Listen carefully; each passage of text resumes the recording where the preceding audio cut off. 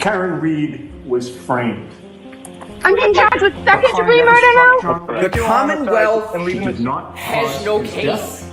They have no collision. That means that They are somebody else- desperate and are trying to create evidence response was, of specters hopefully, of collision where she the kills evidence doesn't support it. Pop. This His is family the actually connected antithesis this person, correct? of a fair trial. Yes. And it is Julia, becoming evidently Yes. clear Calling out. the more Yes. desperate the prosecution gets because it can't prove its A theory. pedestrian who's hit by a 6,000-pound car. Your Honor, at some point, Yes. at some point, this has to come to an end. No ass, correct? Yes. She's fucked. Yes. Would you have been lied to in this courtroom? It's not possible. I saw If you that. agree with me, Defendant not guilty or guilty? So say you, Mr. Foreman? So say you all?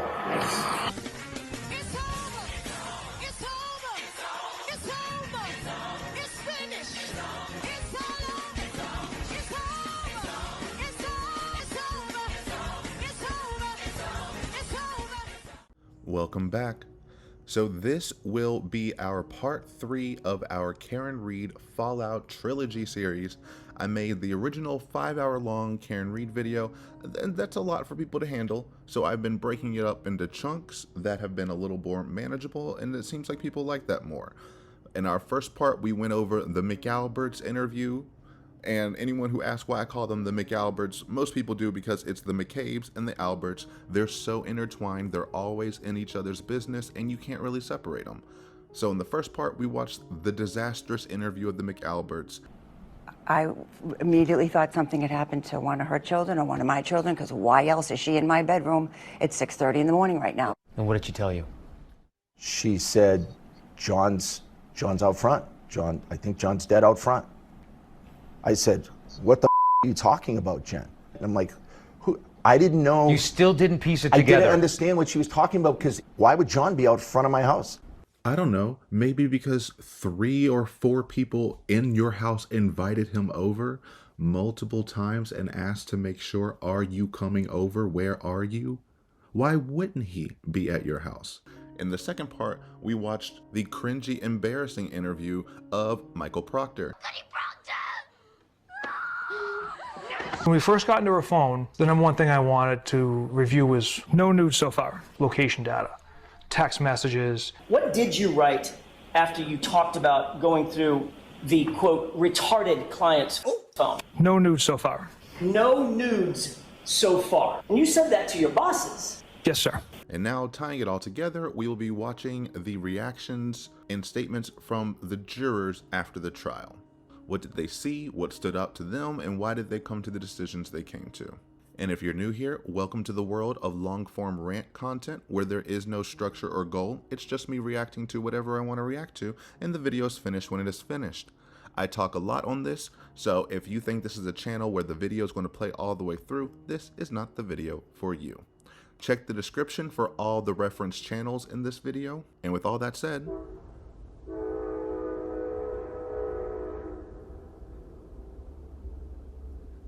I'm sorry, I did not give Linda the Train the voice that she deserved. Now with that said, let's dive right in. We're joined now by the jury foreman in the retrial, also known as juror number 1. And sir, you've asked us and we've agreed to keep your name private for confidentiality reasons. So with that, we say good morning. And can you just explain, take us into this jury room and how the jury came to the conclusion it did? Collectively together, we looked at all the evidence that we was presented with, and we made our decision off of that. We didn't, at first, some had their own personal opinions on what the case should be or whatever, and was trying to go down like a personal feelings and stuff like that, and we had to stick to what evidence we had in front of us and go with that. So it was more or less just trying to figure out that part, and it took us a couple of days to really get the gears going, but when we did, it was smooth trails after that. Sir, to that point, the evidence, was there a singular piece of evidence that seemed to move the majority of the jurors in the room, or were there multiple pieces? It just was. It was the whole case altogether, all the pieces, testimony, witnesses, and it just a lot together. And people had questions. We used the evidence to answer their questions, and we didn't try to go down these rabbit holes where we're just getting lost in what all these other things that was thrown at us in court or whatever, and we just had to lock down and figure it out through the evidence. Sir, I asked one of your other fellow jurors this question. There's a very fine distinction. In your opinion, is Karen Reed innocent? She didn't do this? Or is it just that the prosecutors did not put on enough evidence to convict? Karen Reed is innocent, and she didn't do this crime. No one could prove that she did this crime, so I looked at her from day one as an innocent woman that needed to be proven guilty, and I don't think any of that was shown in this process. Boom, and there it is, because it wasn't. There was not evidence that proved a collision ever occurred or that she did it, yet they're looking you in the eye with all the confidence in the world and telling you all the mountains of evidence points directly to her. No. And I like that she asked the question, because there is a distinction. There's a distinction between not guilty and innocent. I don't even want to say this, but the first case that comes to mind is the Kyle Rittenhouse case. I mean, he killed the people. They are dead. But he did not lose the case that he was tried for. These are two facts. So there's a difference between not guilty and innocence. If you're claiming self-defense, you're still claiming you did it. But the jurors here are saying she is innocent. Not only not guilty, she didn't do it whatsoever. And I like this jury foreman and how he said we were thrown all these curveballs, because they were. They were thrown so many distraction points, but they're looking at the actual evidence and trying to determine, what are we here to do? We are here to see how this man was murdered. They are saying she did it. They have to prove she did it. And I love that he said, I always saw her as innocent, because that's what it's supposed to be. Innocent until proven guilty. Now, on this channel, I'm not even going to pretend like I don't have biases. I do, and because I can. But my biases stem from an overabundance of evidence, as in Sarah Catherine Boone Paulson. He's escaping. The killer is escaping. Help me. Filmed herself killing her boyfriend, as in Paul Ferguson.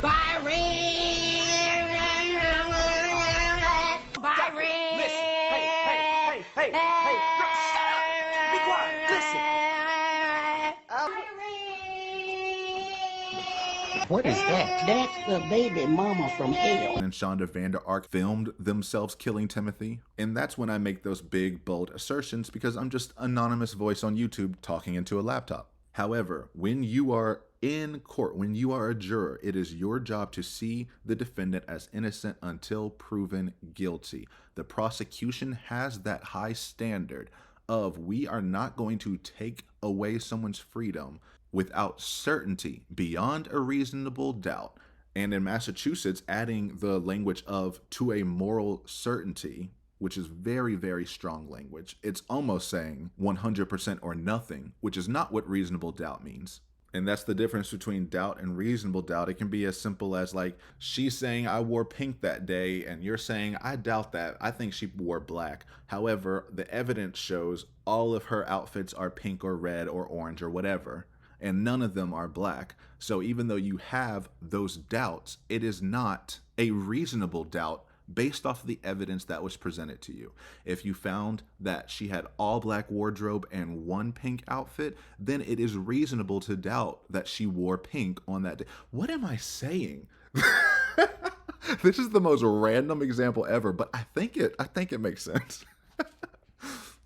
But yes, we want to be sure beyond a reasonable doubt before we take away someone's freedom. And there is nothing but doubt in this case. I have doubts. I have such doubts.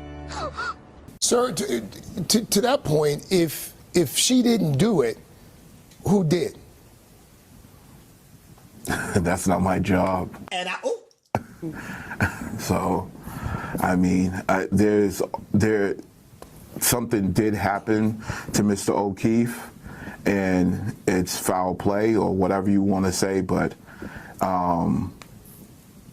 there was no evidence to even, through multiple witnesses and testimony by his autopsy and everything, there was still no one said to solid evidence that there was a collision or he got hit by a car. So you don't think she actually hit him with the... everybody... You don't think she hit him with the car at all? No, go ahead. You don't think she hit him with the car at all? No. No, I don't. Not with the evidence that was put in front of me and what we heard over everything. No, I don't. And we agree, because there is no strong supporting evidence whatsoever that this was a car crash, a car accident. And the meter kept changing. As the holes kept getting punched, it's like, well, maybe his arm was like this. Well, maybe he could have been doing this. And it would be one thing if they just had this, he was hit by the car and he fell backwards and this happened. And they didn't nail it down. But no, they said he was hit. She was going 20 plus miles an hour. The taillight shattered completely. He was knocked out of his shoes. So now that we're in trial and all the science doesn't back it up, we can't, backtrack and say, well, maybe it was this, maybe it was that. You are saying that she did this. So I need you to prove it. Were you aware of just how high profile this case was? There were throngs of people outside in front of the courthouse. I know the jury officers, kept you away from that, but there was a big scream at the end when the verdict was read that was audible in the courtroom. How much did you know about that, and how much, if anything, did that have to do with your process, your deliberations? I was just going to go with whatever evidence showed us. If it was finding her guilty or finding her not guilty, and we were just going to go with the evidence. And at the end of the day, when I came in on Monday, I established to everyone, I just want everyone to feel like they're heard 100%, their thoughts, their process is being heard also in that process. And everyone felt at the end of the deliberations that everyone felt good about the decision that we all collectively came together with. So in the end, there is still a mother who lost her son, Officer O'Keefe. What do you think justice would look like for the O'Keefe family? Someone looking into it further, but looking into it further with the evidence that you already have, and then you finally find a possible person, there's going to be the same complications of all this other stipulations of the evidence and everything else to go along with it. So it's just hard. And to put a mother through that, and a father and a brother and a whole family through that again it's a lot. Even me being there for 8 weeks and 9, and just sitting and watching the videos and seeing the tape and everything, it's a lot to see your loved one go through that. So yes. Well, that's a lot for the jurors as well. It's a community service that people, as citizens, are asked to do, and as a foreman in particular, no one gives you a manual and tells you how to deliberate. So thank you for your service. Thank you for being here, Mr. Foreman. We appreciate it. And I like Savannah Guthrie. I think she always asks a lot of good questions. She used to be an attorney herself, so I think that's probably why. But asks great questions here. Did you know about the media firestorm, and did that affect your decisions? When I hear a lot of stuff like this, I have to filter it through our own experience. If you are an American citizen listening to this, you have a chance of being a jury member one day. So just think of yourself. Would you be so easily swayed by just people out there, this or that? Or would you take your job seriously and try to be as objective as possible? Most people would say they can be objective, especially after the voir dire questioning process. That's the other thing that annoys me when people go after the jurors is both sides settled on this jury. They asked all the questions they wanted to. Well, not all. They asked many questions and they fielded out people that they did not want, and they all agreed, this is the jury we want to decide the fate of Karen Read. And then after they decide, then it's the, oh, well, they were so easily influenced and it was bias and no one was really listening, this and that. It's like, no, people take their job seriously and they come to the verdicts they come to. That's why last trial was a mistrial. They took their job seriously, and there were people who were hung up on the manslaughter charge, thus creating a mistrial. And they have their own beliefs and their own personal experiences when analyzing the evidence, and they go in there and they don't just conform to each other. Sometimes they do, but they don't just conform to each other to get things over with. And that's why they always pull the jury afterwards and say, is this your vote? Is this your vote? Is this your vote? Because sometimes there is someone who was or felt pressured at the time. And if they say, actually, no, it's not, then the jury gets sent back in there until they can come out with a unanimous decision. And if they can't, mistrial, hung jury. So it's good to see that these jurors took their job seriously, and that is a consistent pattern we're going to see as we continue on with this. He was asked, what does justice look like for John O'Keefe? He said it looks like looking more into it, and that is another common answer you will hear, that they all want this case to still be looked into. They don't believe that she did it. They do believe this is a murder, and they believe someone's getting away with it. But because so many resources, so much time, effort, money was wasted on this trial, getting justice for John O'Keefe is impossible. Especially with this. Even if you find the culprit, even if it turned out to be Higgins, Albert, McCabe, hybrid creature, if you put that hybrid creature on the stand, they can easily just say, well, not them, but their defense can say, hey, y'all thought it was Karen Read and you were wrong. How are you sure that it's this person? You'll never be able to cleanly convict someone of this. You'll have to convict them of something else pretty much. And there are enough crimes in this investigation for people to face serious charges. Lying to the FBI, evidence tampering, lying on the stand. And these are just the people who weren't actively involved. All the actions they did that night showed consciousness of guilt. Moving cars here, Google searches there, phone calls that are butt dials here and there, left and right. And everyone knows that if they were investigating a group of civilians who did these exact same actions, every red flag imaginable, all the red lights lighting up in their brains saying, we need to question and tear this house apart. But they didn't do that. So, moving on. Jason, the jury found Karen Read not guilty on murder and manslaughter. Was it because they had reasonable doubt or because they thought she was innocent? So I think for the jurors, there's a mix of some people think that she was definitely innocent, and the other people, there was a lot of reasonable doubt, at least to where we didn't want to convict her. That's really interesting. So could you give me a breakdown there?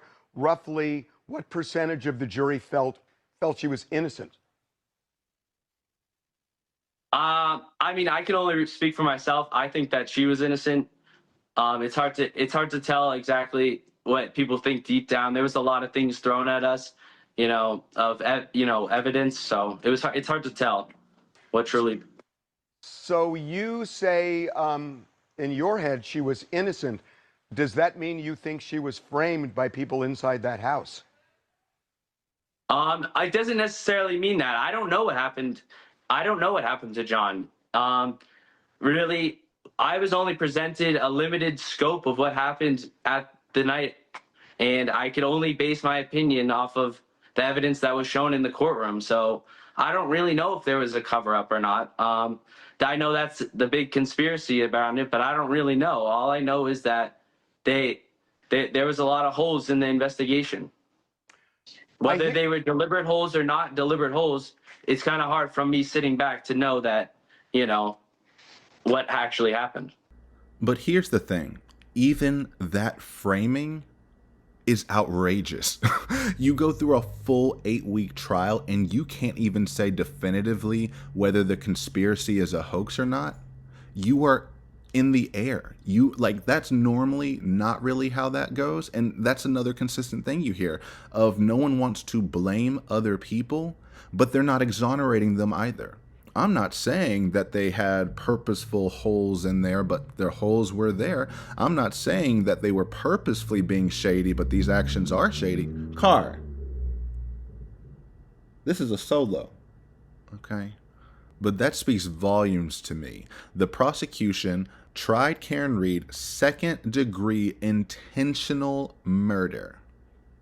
And after the end of 8 weeks, they're unsure if the actual cops that investigated them are involved or not.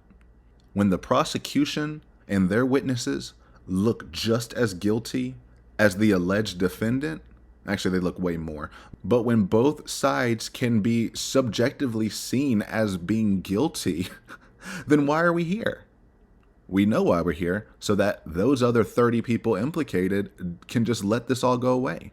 And it's not going to go away. And we're seeing the aftermath of this now. Proctor got fired. I just heard Yuri Buchnick got reassigned. Officer Dever. I feel bad for that girl, but we'll get to her later.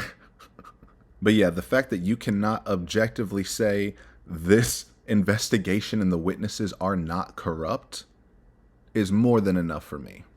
So what was the feeling of the jury? Because Alan Jackson and the other lawyers raised the issue that she was framed by cops and that they would have turned that house upside down if they really wanted to do an honest investigation, and that he was not hit by a car. He was attacked in that house, bitten by a dog, and then put outside to frame her. Did people on the jury, or some of them, buy that argument?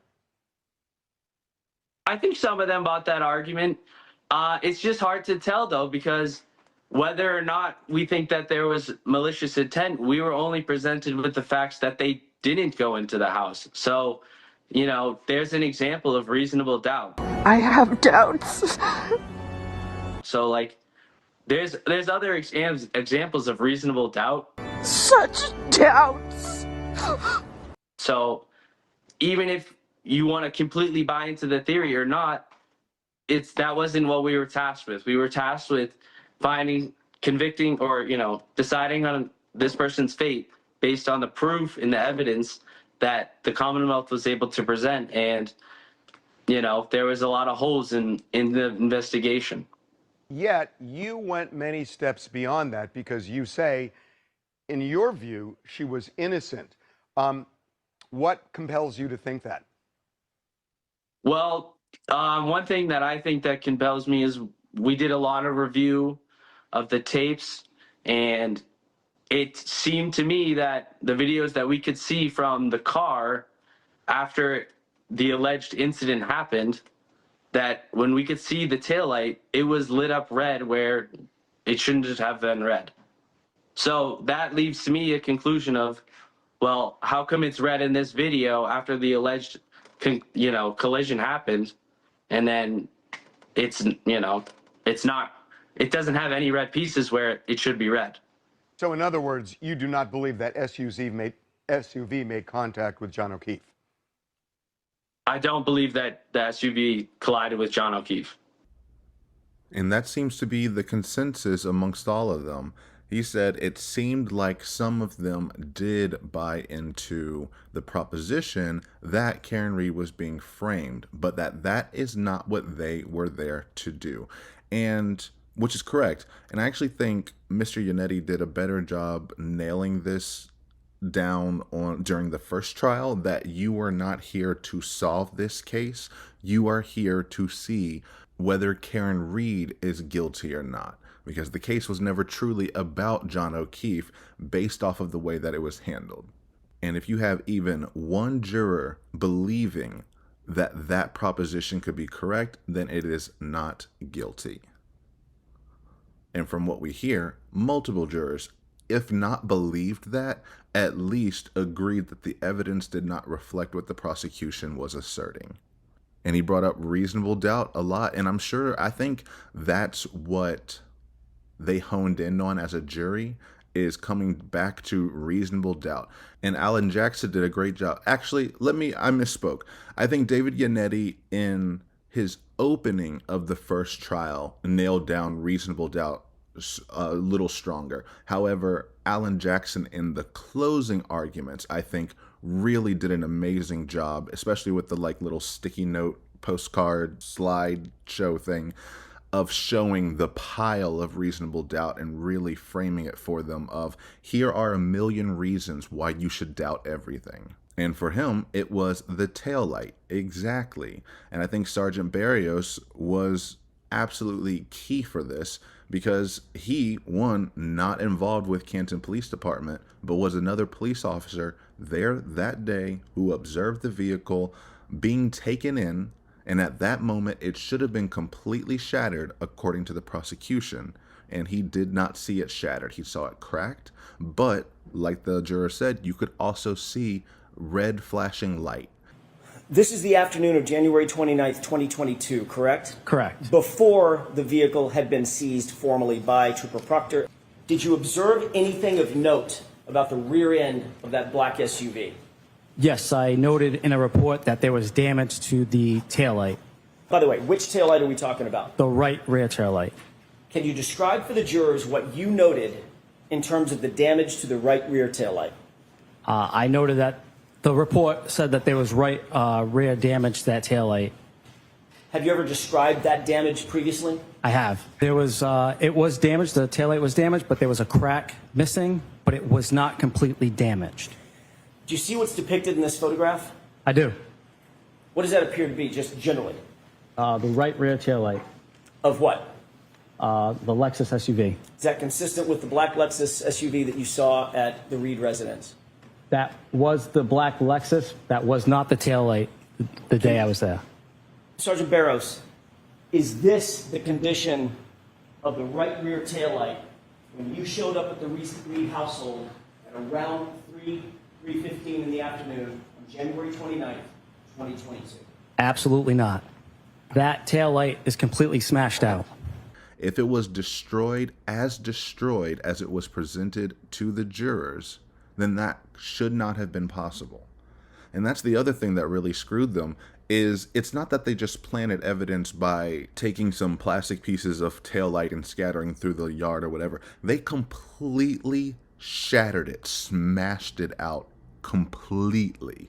What is different about this taillight as it's photographed here? That middle section was intact when I was there. Towards that right side where that large chunk is, that's what was missing. So this area was intact. This is what I saw was missing here.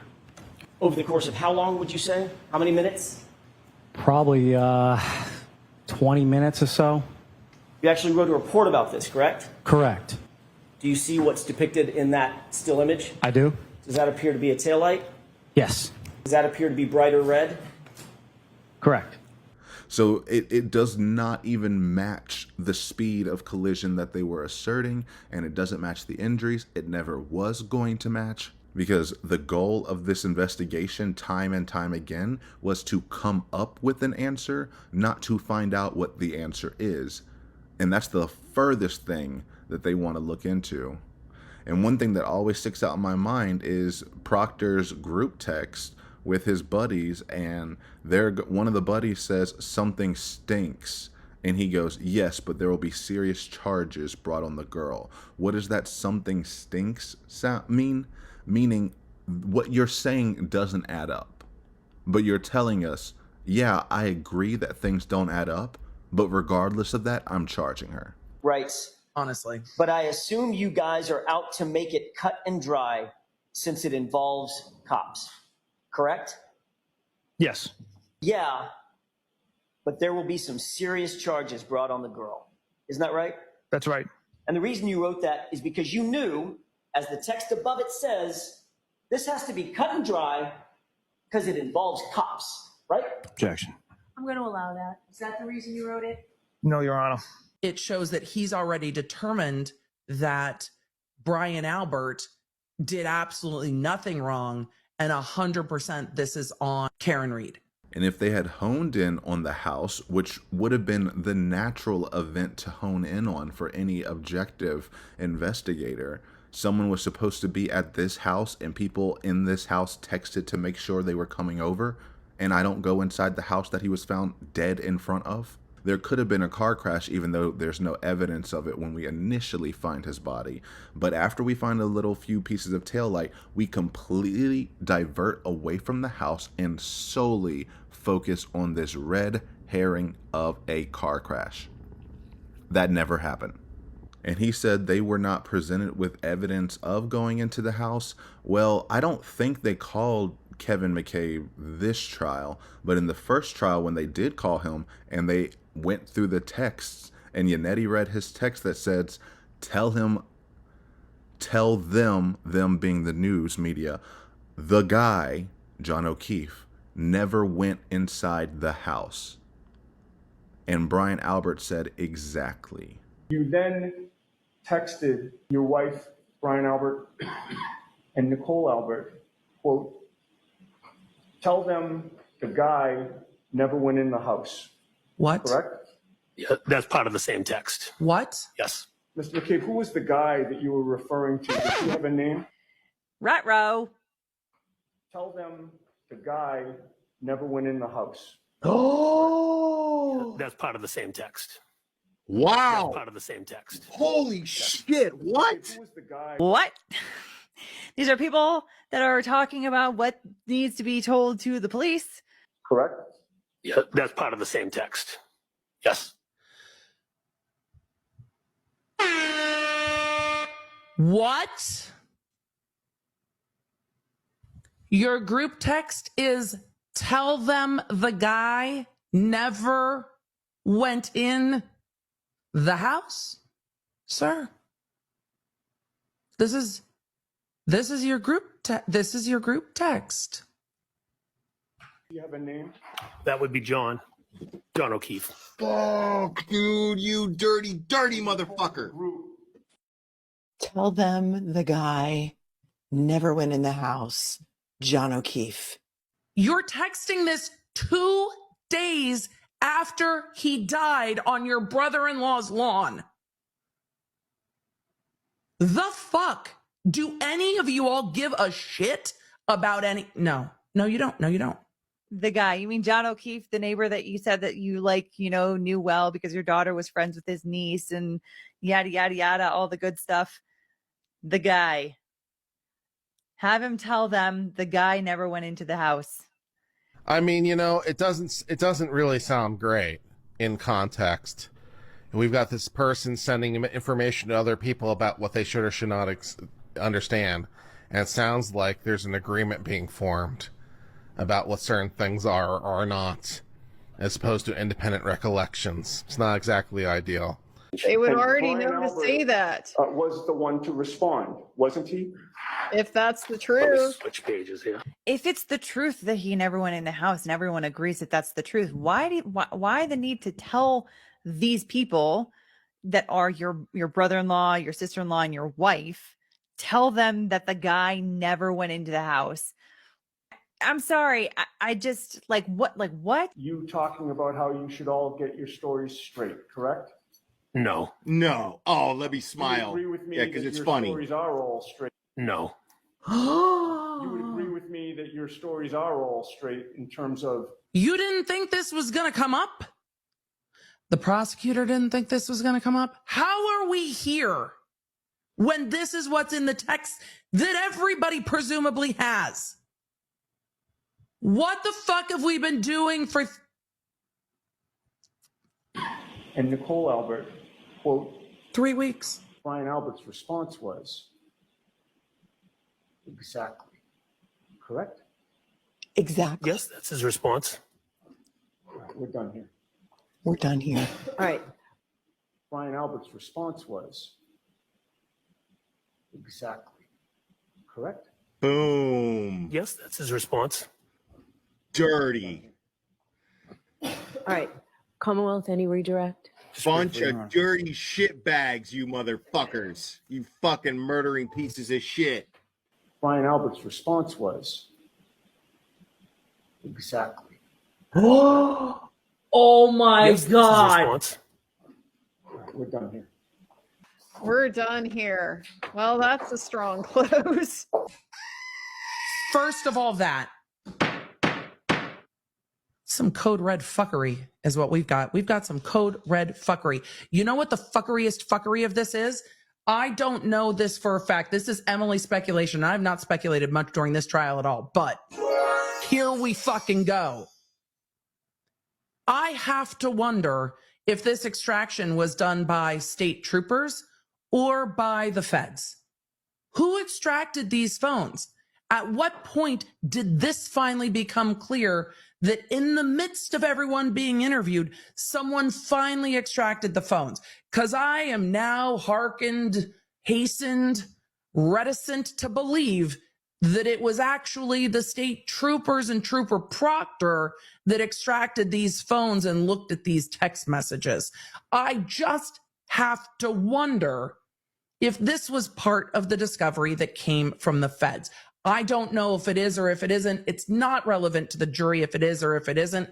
But how do you do anything in this case but question what the fuck? I have doubts.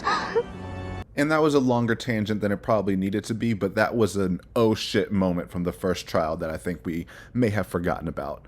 That just highlights we should have never gotten here to begin with. And to answer Emily's question, absolutely, you are correct. That did come from the FBI's extraction and not the state troopers' extraction, because they didn't extract anyone's phones. Not anyone who was their friend, not anyone who could have been tangentially involved, not the 10 people in the house or anyone associated with them. This only happened when the feds got involved and said, give me your phone. Oh wait, I'm the first person to ask for that? That's weird, but okay. Let's see what, oh. That's what's on here. Okay, I guess we ethically need to reach out to both sides and say, hey, here are the text messages. Do with it what you will. And the text messages reveal group chats here, group chats there, secret text here, secret text there. All of the shadiness that they never thought would get out. Why? Because they're law enforcement and family of law enforcement. They know how this works. And they know not to turn over their phones for this specific reason. That's why they destroyed them, got rid of them. Isn't it true that you were, in fact, ordered to preserve your cell phone by the Commonwealth? At some point, I was made aware of that, yes. All right, let's just get to the brass tacks. Where's your phone? My phone was upgraded and traded in for a new phone. You traded your phone in and got rid of it, correct? I traded my phone and upgraded it, yes. When did you get rid of your phone ending in 0888? I upgraded my phone in September, third week of September. You got rid of the phone that was the subject of a court order preservation the day before it was ordered preserved. That's suspicious. That's weird. Right? And your testimony is on the 22nd, the day before this all happened, you upgraded your phone and got rid of it in total, correct? I upgraded my phone on and around the 22nd, yes. And you knew that all of the data on that phone would be factory reset and destroyed. He walked me through on how I could pull the text string with John O'Keefe and the defendant. He walked me through the process, how to use the machine. And then you did that.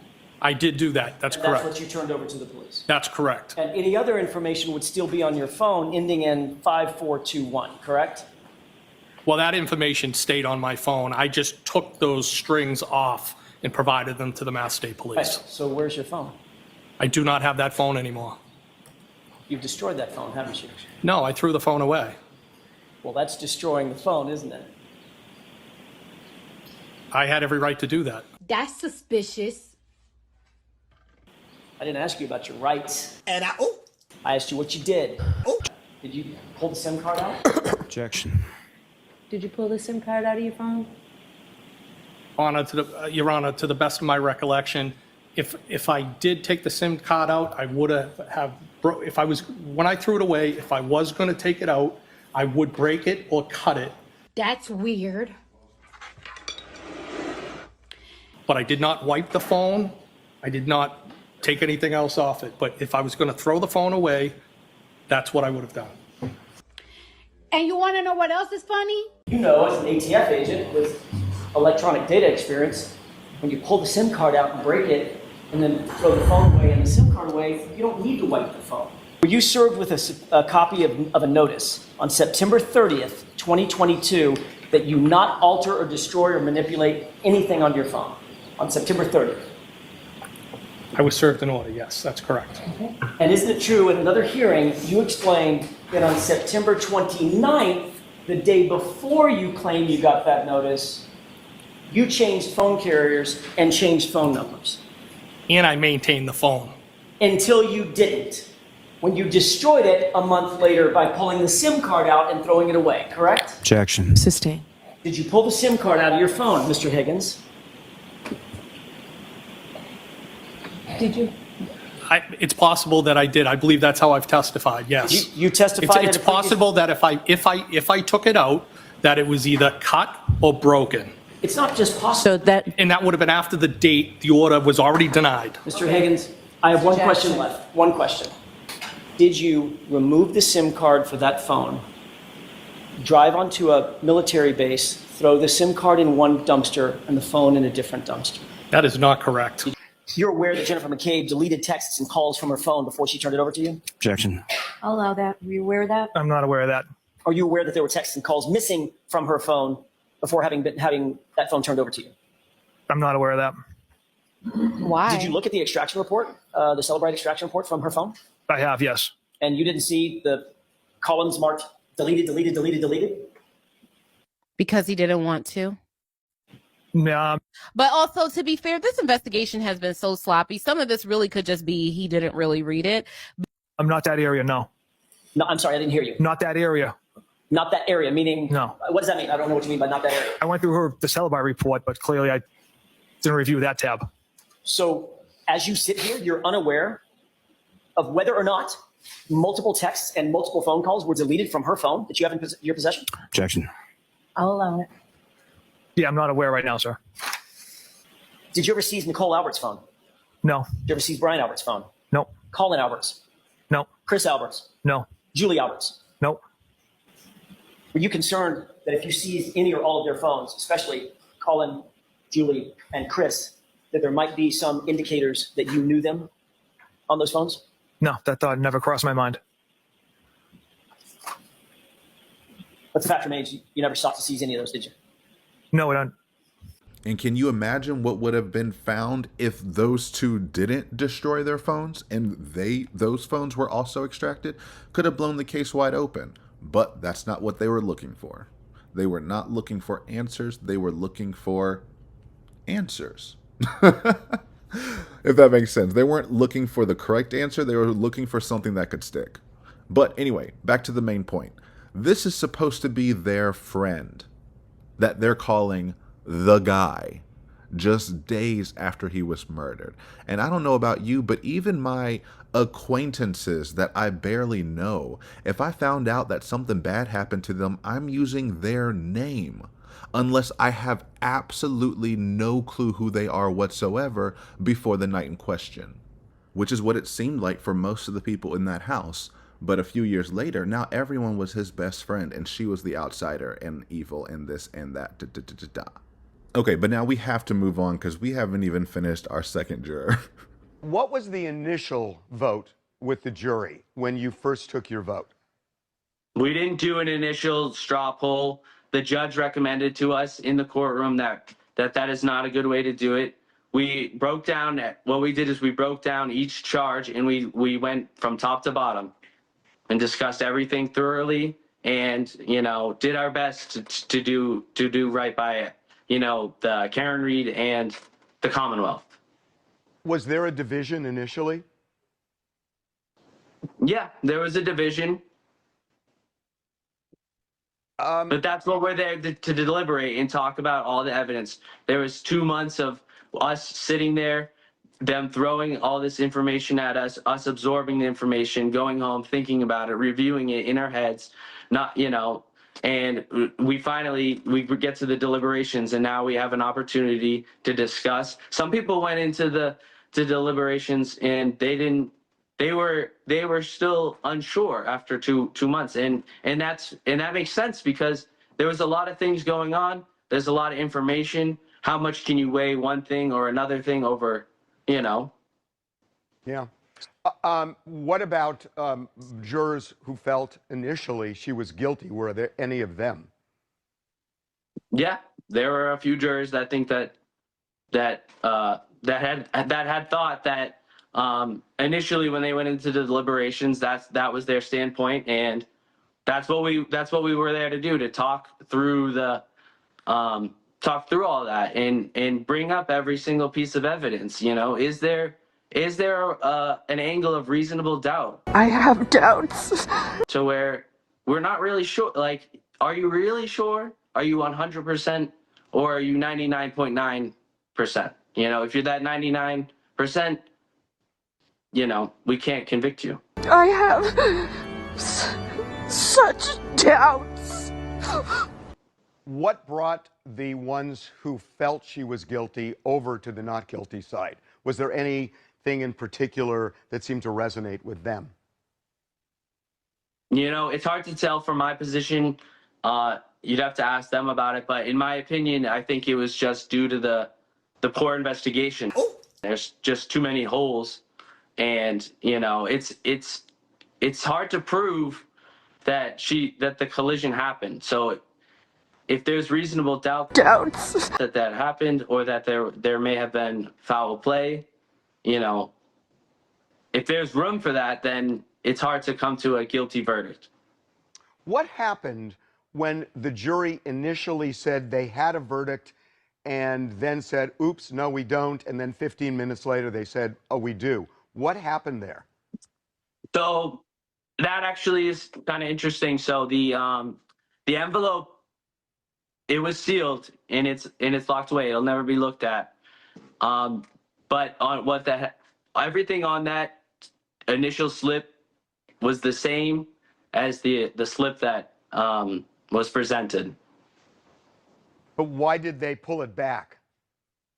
The pulling the back was for the OUI charge. There was driving under the influence, essentially, drunk driving. Yes, driving under the influence. We in our deliberations, we had decided there was enough evidence and proof that she was driving under the influence.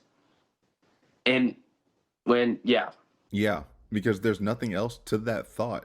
There was enough evidence that she was driving under the influence. And that's where the interviews came to bite her, because there wasn't strong evidence. The prosecution did not, in the first trial, they focused way more on it, but the prosecution did not nail down that she was drunk at the time that they needed her to be drunk. But there was enough evidence that she had been drinking and she operated the car. So there you go. And the reason they called it back is because one of them didn't even want to do that. Everyone had agreed to charge the OUI charge. They brought it back just so they can discuss it more, and then they all decided to agree to it, and then it went back the exact same way. So that's just to show how much of a non-issue this was. But whatever. So it sounds like they went through a good, thorough process where they examined all the evidence. However, he did say something not like concerning, but a little, because reasonable doubts, that barrier is not 100%. It's up there, but it is not 100%, which I think is the definition they took with them, which isn't bad. Reasonable doubt is just, would a reasonable person doubt that this person is guilty? Because we all have our opinions, but you might have someone who just said, well, they look guilty, so they're guilty. Well, that's not reasonable in its essence. Reasonable doubt is, would a reasonable person look at that same evidence and have any doubts? Such doubts. You saying their appearance looks guilty does not offset the evidence that shows they weren't even at the crime scene. So that is a reasonable doubt. And if this were something that were really close, then it might make a difference. But in this case, there was so much doubt that they probably spent time just not arguing, but discussing what more to add to the doubt and what weight to give this doubt over this other doubt. But it seems like they were respectful to each other overall. And another thing, he says this investigation had a bunch of holes in it. Another juror saying this investigation was flawed. And I wouldn't have too much of an issue with it because sometimes investigations are just bad. But they got on the stand and they said this was a good investigation. They said this was handled honorably and everything followed all the rules and all the evidence pointed in one direction. We did an amazing job. This investigation was conducted professionally with integrity, and all the evidence collected, all the statements collected pointed in one direction. There was no bias influence on the evidence, on the information that was collected, or which direction the investigation pointed naturally. That is their position. To this day, they have not recanted that they did a poor investigation. Yet every single juror said there was nothing but holes, and they were left with way more questions than were even asked. So, how did the defense do? How did the lawyers do, in your view? Her lawyers. For her lawyers specifically, I think they all did. I think that all the lawyers on both sides did a really good job. They presented their case as well. The police, you say the investigation was poor. The defense said it was more than poor, it was corrupt, and they pointed to the lead detective who had been fired, didn't testify in your trial. Did that have an impact? And did you think it was a corrupt police investigation? Do I think it was a corrupt police investigation? I don't know. There's no way for me to know. I wasn't there. There was just, there was holes in the case that left for reasonable doubt. I have doubts. I think they could have checked some boxes or done some things differently. But do I know that they were corrupt? Absolutely not. I don't know that there was any corruption going on. But do I know that there wasn't enough proof or evidence secured by the police to convict Karen Reed? Absolutely not. There was not. Dang, which is wild. After 10 weeks first trial, 8 weeks second trial, almost 20 weeks of trying to litigate this woman twice, and the second jury says, I can't even say that there wasn't corruption. I don't know. What? When have you ever heard that? When have you ever heard a jury come out after the case and say, I don't know if there was corruption in the prosecution or not? And if you have any doubts, I have such doubts that happened, if the investigation was so poor that you can't even look innocent as the police, you should have never taken this to trial to begin with. And stuff like this only confirms or bolsters my belief that I don't care whose career gets ruined by this, because this never had to happen, like at all. You could have done the investigation properly. He flat out says they didn't show me any proof that she did this. They did not convince me whatsoever, one, that her car hit him, two, that she meant to do it if it did happen, and three, that this was second-degree intentional murder. Which then they were trying to just get the manslaughter charge because they were excited in the first trial that was the one they found out was the hung jury of, okay, well, if we can't get them to believe that she intentionally meant to do it, maybe we can just get them to believe that she did it. And he goes, there was holes in the investigations because they were intentional. We saw when Michael Proctor testified the first time, he couldn't even admit or give up a justifiable reason for not investigating anyone else. They asked point blank, did you investigate anyone who had the means, motive, and opportunity to kill John O'Keefe? Did you investigate all potential suspects who would have had the motive, means, and opportunity I know the to answer. kill John O'Keefe?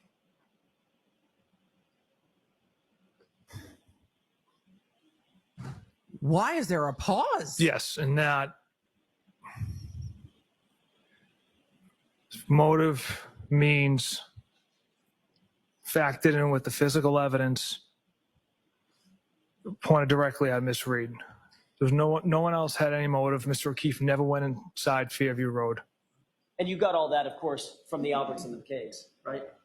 Yes. Objection. Exactly, right? Objection came too late. He answered. He's basically like, I asked the killers and they said they didn't do it. So I went to her, the woman who wasn't near the body when he actually died.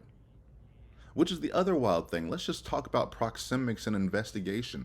This man died on the front lawn, feet away from 10 people, majority of those 10 people being first responders or having very quick access to first responders. Yet you don't investigate any of them, and you investigate the woman that we can prove based off of the Wi-Fi connection and the phone calls that she was at John's home during this whole night. It just doesn't make sense at all. And that's the most annoying part, is because they want us to play dumb. When we know, and he said they got it from the Alberts and the McCabe's, we knew if they were the fat Alberts. I'll get hooked my knee. Hey, Russell, you stay here. I'm telling Mom on you.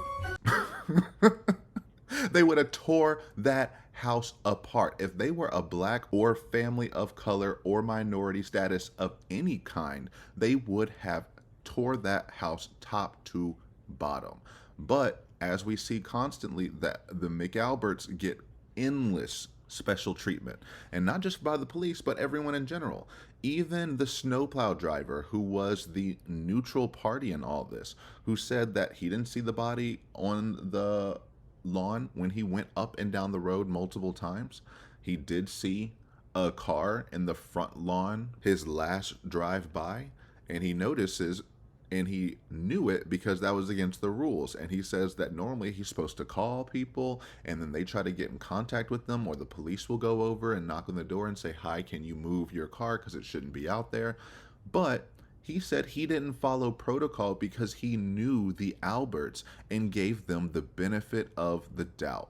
The right onto Fairview. Describe for the jury what you see in the road at that point. As I make my right onto Fairview, I notice that there's a vehicle on the right-hand side, roughly in the area of the flagpole, in front of 34 Fairview. Okay. And did you make note of what type of vehicle that was? Yes, What type of vehicle was that? a Ford Edge. What direction was that vehicle parked when you saw it?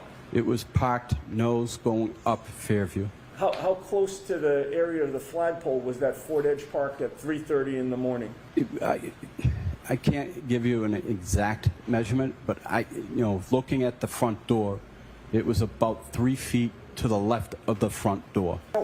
What caused you to remember that there was a Ford Edge parked at 3:30 outside the Alberts residence that night? For as long as I can remember, they have never parked a vehicle in front of their house. They've always had enough ample parking in the driveway. What policies or protocols of the DPW are in force when vehicles are parked on the street or the road during a snow emergency? There is no parking allowed. We are supposed to notify our supervisor when there is a vehicle in the way.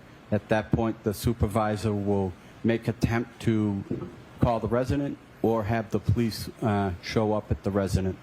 Can you imagine if cops had shown up the morning of to find a freaking body in the house?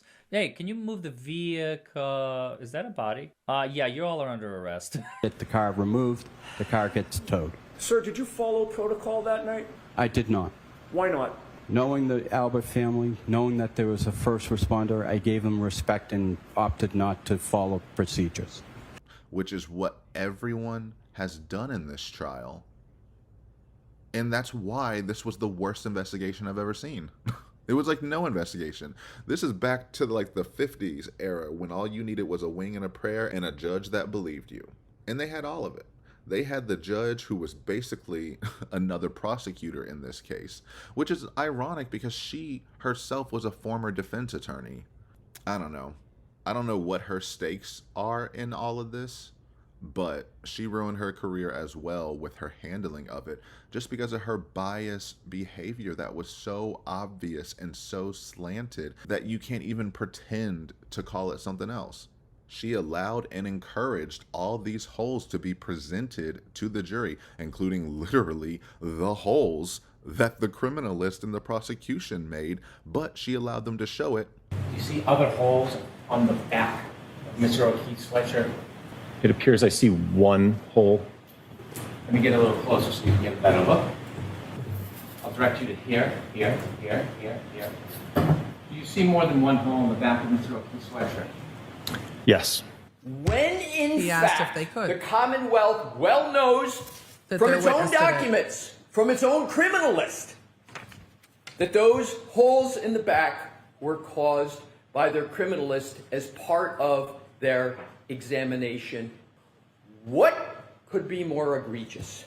What could be more misleading? Wow. This is the antithesis of a fair trial. My brief review of the lab paperwork and looking at the hoodie, it appears that I made a mistake. I won't hold her to it because it was a slimy, underhanded move by Brennan and she didn't know about it.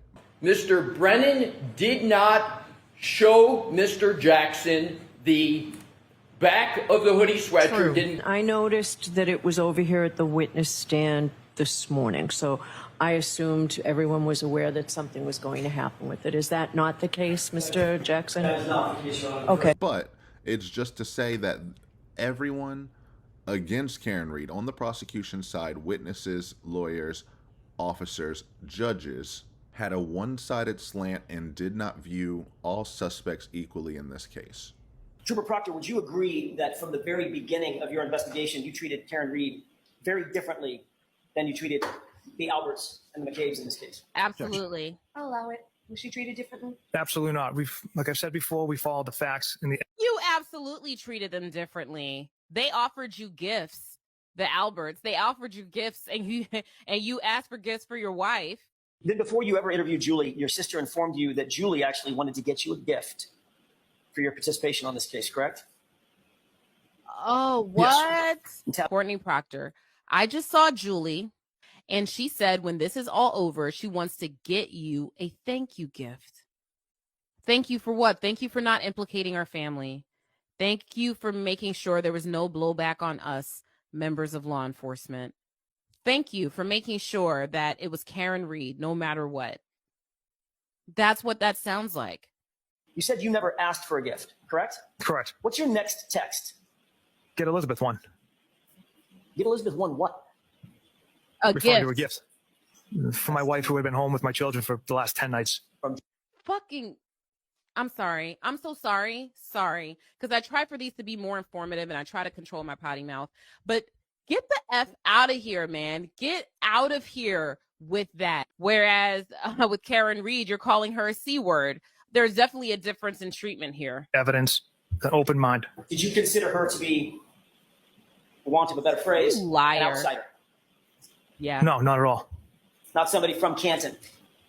No, not at all. Not family. Liar. Not friends with the Alberts. Absolutely not. Yeah, you're such a liar because you talk about her accent and everything. So these are your words, Trooper Proctor? Yes, Your Honor. Go ahead and say them. Yes, she's a babe. Weird Fall River accent, though. Oh, they've got so much ammunition. Regardless of the lip service they try to give us now. And then also in this section, he says that, he says, how did Karen Reed's lawyers do? The answer is they ate down. Everybody knows Karen Reed's lawyers tore that courtroom up. Legendary moves only. But to be nice, he says all lawyers did a good job. Cool, that wasn't the question, but you know the question is actually how much better were Karen Reed's lawyers than the prosecution? So he's saying everyone did a great job, which, I mean, this go around, it was better on all sides in terms of the case running from a lawyer perspective, because Lally was a disaster. Although I don't blame Lally, I have my own kind of beliefs about Lally, especially after seeing the second trial. First trial, he didn't seem in it at all. My own personal projections on him, I don't know him at all. I get the feeling that he didn't believe in the case and that he was forced to do it. And so he was just going to give it everything he got. I'll do the best I can with what I got. Oh! But it was so low energy. It was so, you could tell, you can always tell when a lawyer believes in their case by the zealousness of their advocacy. You could tell every one of Reed's lawyers believed her and believed in her. I did not get the sense that Lally believed in his case, nor really believed that Karen Reed was a murderer. There's also a way that you talk about the defendant and to the defendant when you actually think they are guilty. Just look at the Sarah Boone Paulson case. Excuse me. You're eating my peach. And the prosecutor flat out points at her, saying, this Gila monster over here is the murderer.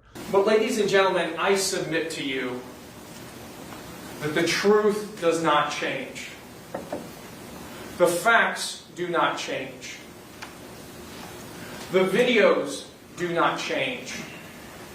And on any version of events that the defendant has given, they all add up to the fact that there is absolutely no doubt that she is guilty of murder.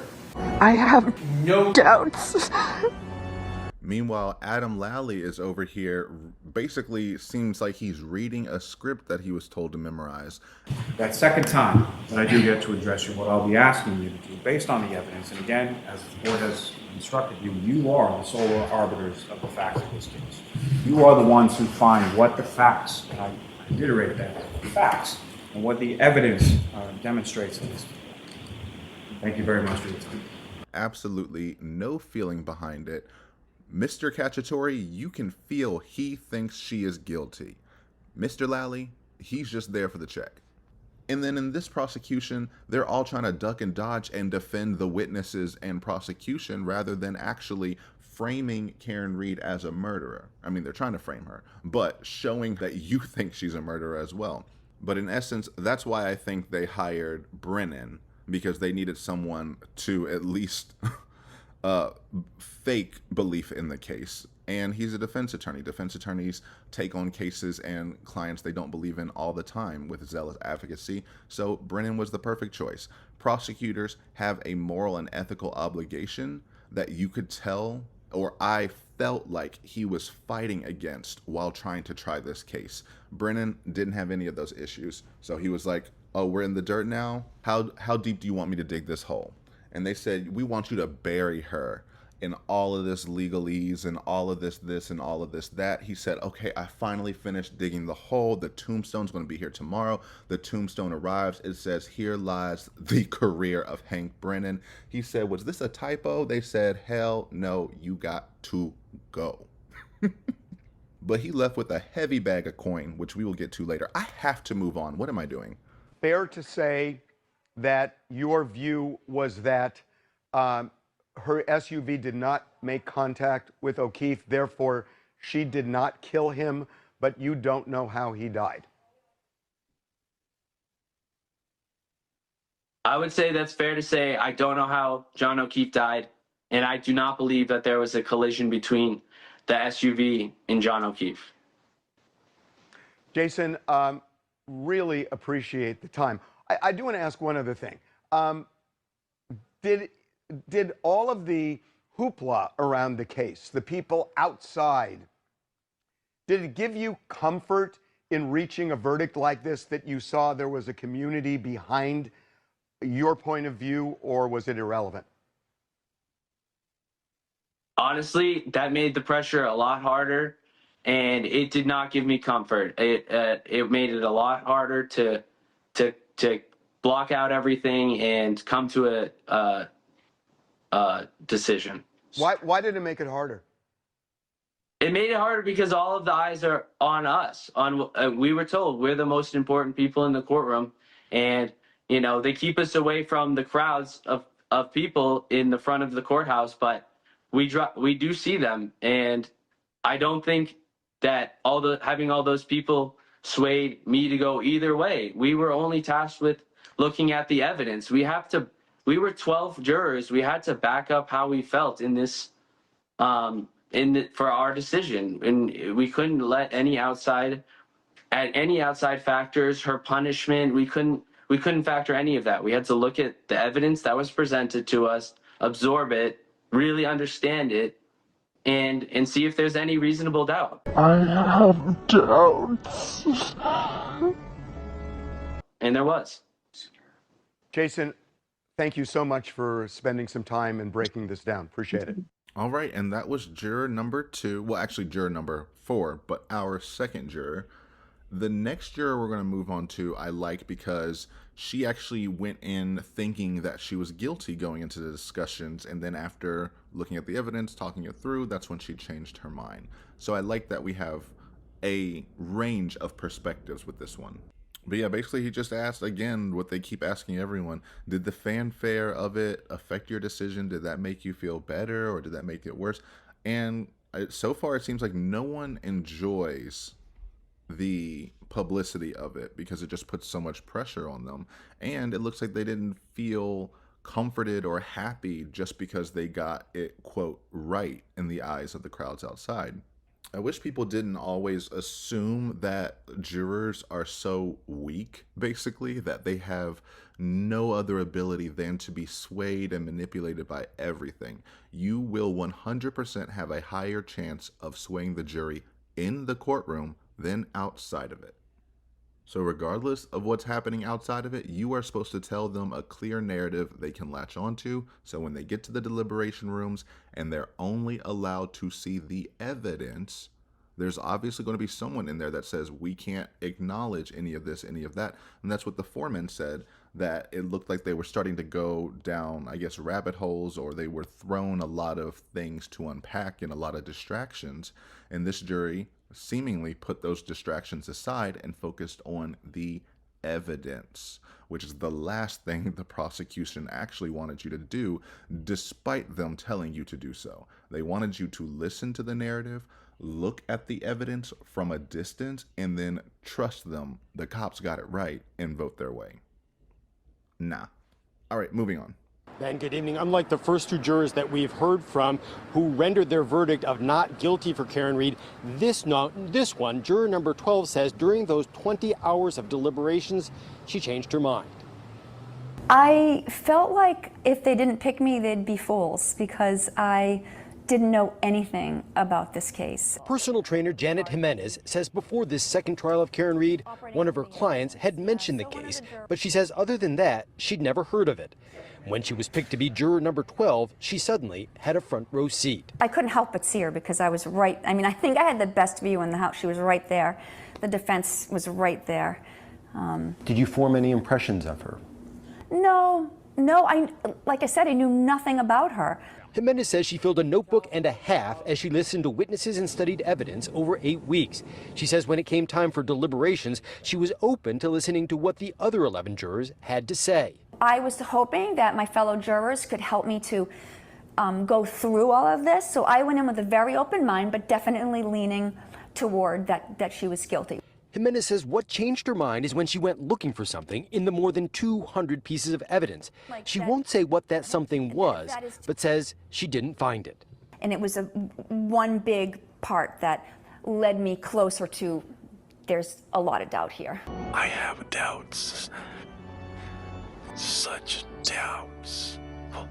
Jimenez says there were holes in the investigation, but she stopped short of saying she believes someone else killed John O'Keefe or that there was a police cover-up. I'm not there to say the defense's story was right or wrong. Do you know what I'm saying? Because there could have been other circumstances that happened. So I think there was things that we saw, things that we heard, the evidence that could have fit that scenario. So again, that's the whole doubt thing. I have doubts. Jimenez says there is one part of the defense story that she did not buy, what that was and what she thought about the crowds outside, coming up tonight at 6. Live in Medfield, David Bienick, WCVB News Center 5. And I haven't seen the whole thing. I haven't seen the whole thing of any of these because I'm not paying for any special feature or whatever, and I don't live where these people live. So I just took clips from where I could find online. She seems like a great juror. Like she said, they would be a fool not to choose her because she knew nothing about the case and is open-minded to her being guilty. She said she didn't buy something from the defense. I'm guessing, I have no idea, but I'm going to guess maybe the dog bite. That seems to be the most contentious thing here and there. Even though it makes sense to me, and if the roles were reversed, it would look extremely guilty. Imagine Brian Albert is on trial, he's on the stand, and they're saying, did your dog get in a fight with John O'Keefe? And he'll be like, no. How did he get those injuries on his arm? I don't know, but it wasn't my dog. Okay, then why did you get rid of the dog 4 months later if the dog had nothing to do with it? So that's what is the most guilty for me. Like I always say, the dog, mind-blowing. Because it's such a little thing that says everything to me in terms of consciousness of guilt. It's like that, the destroyed phones, the sold house, the butt dials, the phone calls and the texts that were deleted, that secret meeting they had in the kitchen the morning of the investigation trying to get their whole story straight. I don't think we've ever talked about that meeting, but I'm going to put a pin on that and I'll address it at some point. But she said that she was on the fence of guilty until she went searching for something and could not find it. I have no idea what that could be. I do think it's smart that she's not saying it because she could get ripped apart from it, but keeping it ambiguous means, you know, it's what you thought, your opinion. It could be a million different ways, a million different things. But if she did name it, both sides would be like, well, this is what happened. Oh, you're so dumb for believing that. Or yes, wasn't that scary? But this is what it really meant. But yet again, another juror saying there was holes in this investigation. And again, she can't deny there was a police cover-up or conspiracy. When you have almost every juror coming out and none of them can definitively, firmly state that the conspiracy, that all of law enforcement on the prosecution side and nearly 30 people who are associated in some way, shape, or form cannot say definitively that that is a lie. Wild. I don't think I've seen that in any case, like ever, where both sides have been framed as guilty. And they said Karen's innocent. But anyway, moving on to the next juror. I think this is going to be the final juror I look at in this video. I saved her for last because she's my favorite. She's given a bunch of interviews, so I just picked a 10-minute one because she's given longer ones. And she's gotten some backlash for doing so many interviews. I say absolutely, get your money. I hope every single one of these jurors is paid and paid well for their appearances for this interview. Because it's not like they joined the jury to get any fame or notoriety. They didn't know about this. This is what both sides decided. These 12, 18 people, because we had a lot, and they had to sit through the whole thing.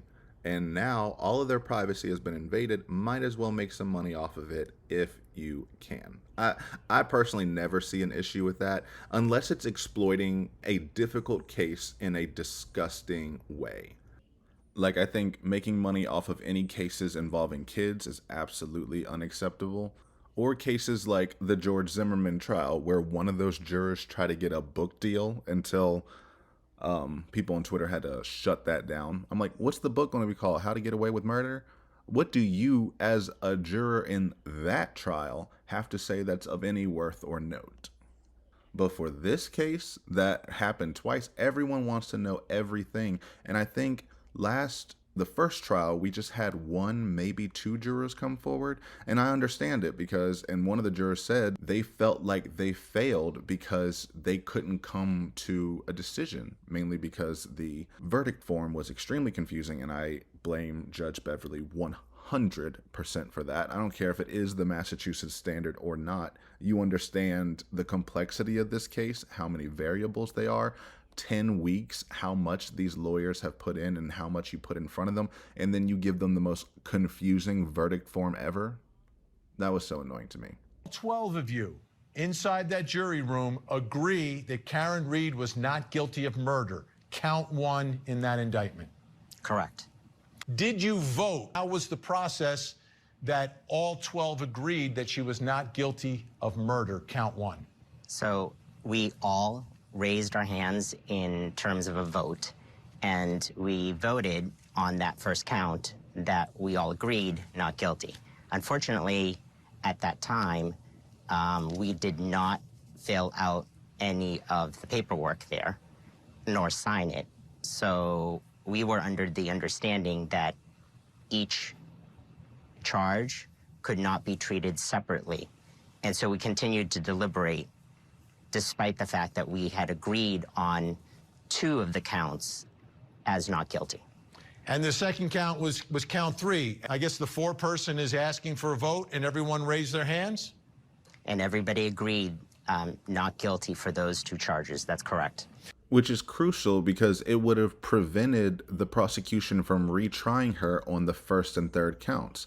But because it was not communicated properly, because if you don't know, the first trial verdict form was 3 pages, a charge on each page. However, only on the first page does it say guilty, not guilty.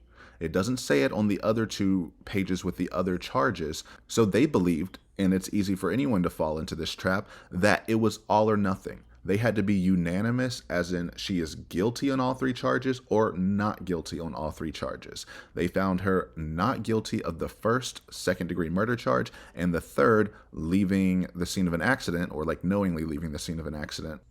And then we're stuck on the manslaughter one. But even after that juror came forward, and even after multiple jurors came forward, not publicly, but more anonymously through letters or contacting the defense, they all agreed with that same verdict of they acquitted her on the first and third charge and just were deadlocked on the second charge. And with that knowledge, it's dumb, stupid, and illogical for the for the Commonwealth to retry her on all 3 counts again. One, they didn't have to retry her whatsoever. They could have done the right thing and not done this, and actually tried to do a proper investigation to bring justice for this officer's killing. But no, they said we're going to double, triple down, we're going to recharge her for all 3 things and do it all over again, wasting millions just to protect a few. Anyway, but yeah, that's why I like it when jurors come forward, because we get to hear things like this. If the jurors didn't feel comfortable or never came forward, we wouldn't know that there were decisions made in the first trial. And without the transparency argued for and brought by the actual citizens and people themselves, the Commonwealth and government have proven time and time again that they will sell you a narrative that they think best fits their goals, ideals, needs, what have you. And transparency is never the top priority. So when you have people coming forward, when you have cameras in the courtroom, we can hold each other accountable. We can build trust in our system. Yes, I do think laws will have to change and adapt to this new age of media trials, and that there should be some restrictions here and there. I think it should just be like a C-SPAN camera. You might have a few cameras set up, but let that be the fixed coverage and not allow the media to bring in a million other cameras. Everyone can have access to the stream equally. And then you can still have reporters sitting in court doing what they normally do. That gives you more control and allows, because now I'm just thinking about the mishap during the Murdaugh case where they accidentally filmed the jury and basically doxed all of their appearances online just because some random news channel's cameraman wasn't paying attention and was like following someone out the courtroom and then showed the faces of the whole jury. That is unacceptable. That should never happen. So I don't really like the media having control of their own cameras, but I do like cameras in the courts. We have to move on. The jury foreman, asking to stay anonymous, telling the Boston Herald, "We had to look at the evidence, and a lot of it didn't make sense. There was no meat, no aha moment. No one proved there was a collision." Prosecutors accused Reed of slamming her SUV into her boyfriend, Boston police officer John O'Keefe. But her defense team argued she was framed by police after Reed dropped O'Keefe off at a house party with other members of law enforcement on the night in question, a theory some jurors said they found persuasive. I think John O'Keefe went inside the house and something happening there. you want to just tell us about the verdict and how you guys came to this conclusion? Yeah, sure. So it was a very intense week. We are, at first, for me, I thought Karen Reed was actually maybe guilty of manslaughter in the beginning. But as the weeks passed by, I just realized there was too many holes that we couldn't fill. And there's nothing that put her on the scene, in our opinion, besides just drop John O'Keefe off.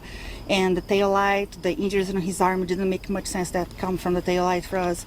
The last witness, Arca, from the defense, that made clear, they did a very good job, like showing us, explaining all the technicalities, of everything. And yeah, we couldn't prove there was a collision and she was responsible for John's death. Are you convinced she wasn't responsible for his death? I am convinced. I'm 100% convinced. Yes, I really don't think she was responsible for his death.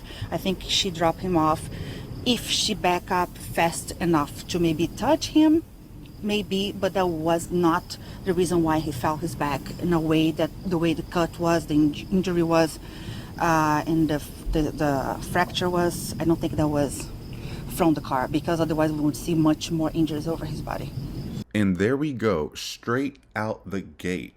She says, but also she says, at the beginning, I thought she might be guilty of manslaughter, meaning at no point did she think she was guilty of second-degree intentional murder, which is why that was the dumbest charge ever. There is no way you could prove she intended to do that if it did happen, which the evidence pans out, it did not happen. And that's what she took away from it as well.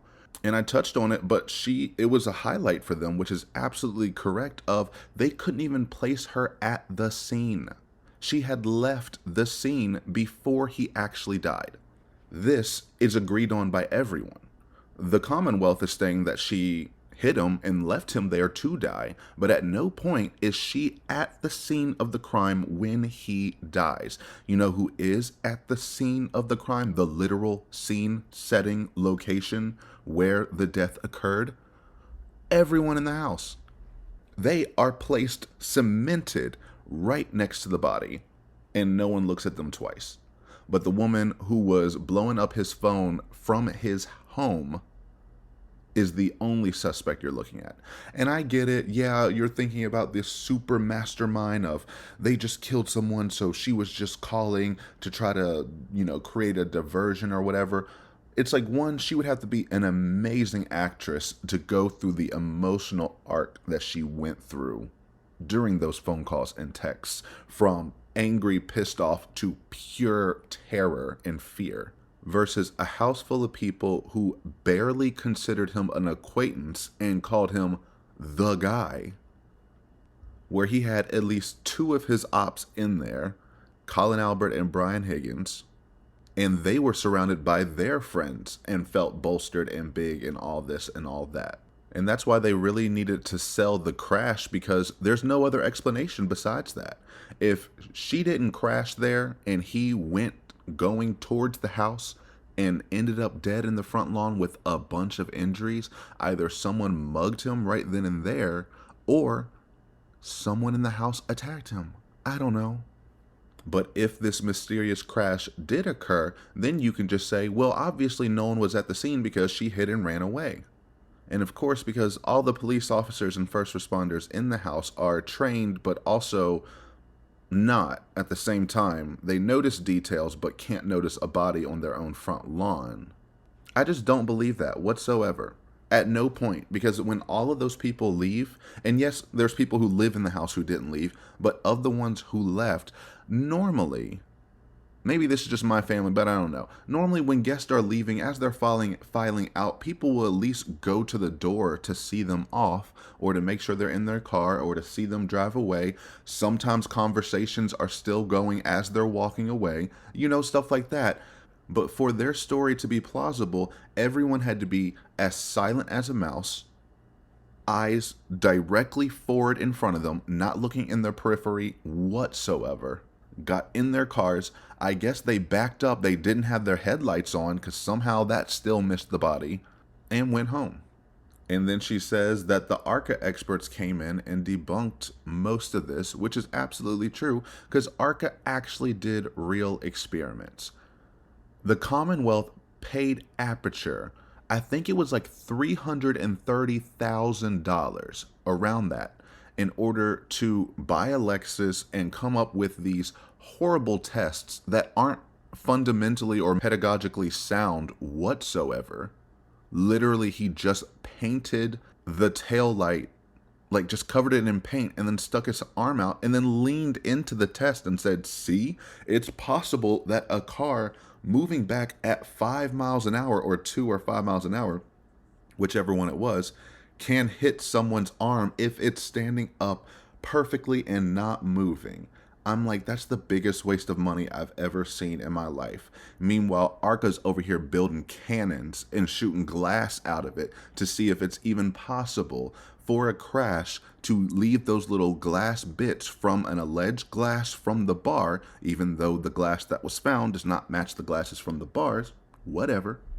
And all their tests say no, this is not possible based off of what the Commonwealth is asserting. Myself and one of our lab technicians at ARCA, we designed and developed a pressurized air cannon. So it was capable of firing a projectile such as a drinking glass at the taillight. So it essentially, you can think of it kind of as a giant cannon, but it had a barrel, and then there was a valve that would open rapidly and directly behind. They yeet cannoned a drinking glass so they could yeet cannon a drinking glass at a car and see if it would shatter a tail light. His job is Mythbusters. His job is Mythbusters. It's like, let's rig up a cannon to fire whiskey glasses at a car. Behind that was a pressurized vessel. He likes the cannon, and for sure. Depending on the pressure, the PSI of that vessel would determine essentially the speed at which that glass would be projected into the tail light. So you literally built a cannon? Yeah, it's pretty awesome. Which then just ties together with her last part of the injuries didn't match. She does not think a car crash could cause those kind of injuries. And Dr. La Posada, I think she was an excellent witness for the defense, got up there and basically explained it. And she even explained the arm injury being like, if you're getting hit by a car, which is a blunt object, it's not sharp.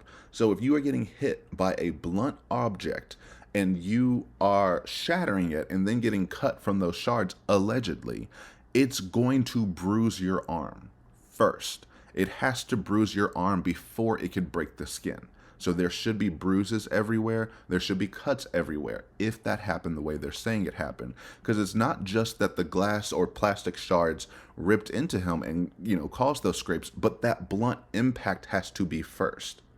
Have you performed autopsies on individuals believed to be hit by vehicles? Yes.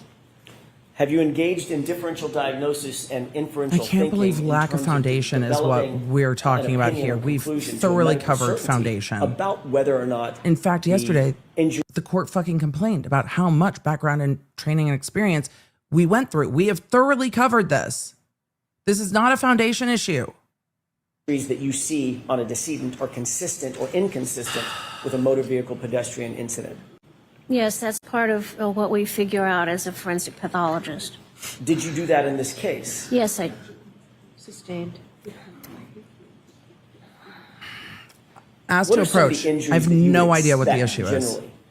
And just to address this, because this really annoyed me as well. So Alan Jackson was trying to ask her questions regarding this injury pattern of, does this match what you've seen in your experience? Hank Brennan kept objecting to unobjectable questions. The questions are fine, they're open-ended, and they're tailored to where they are right now.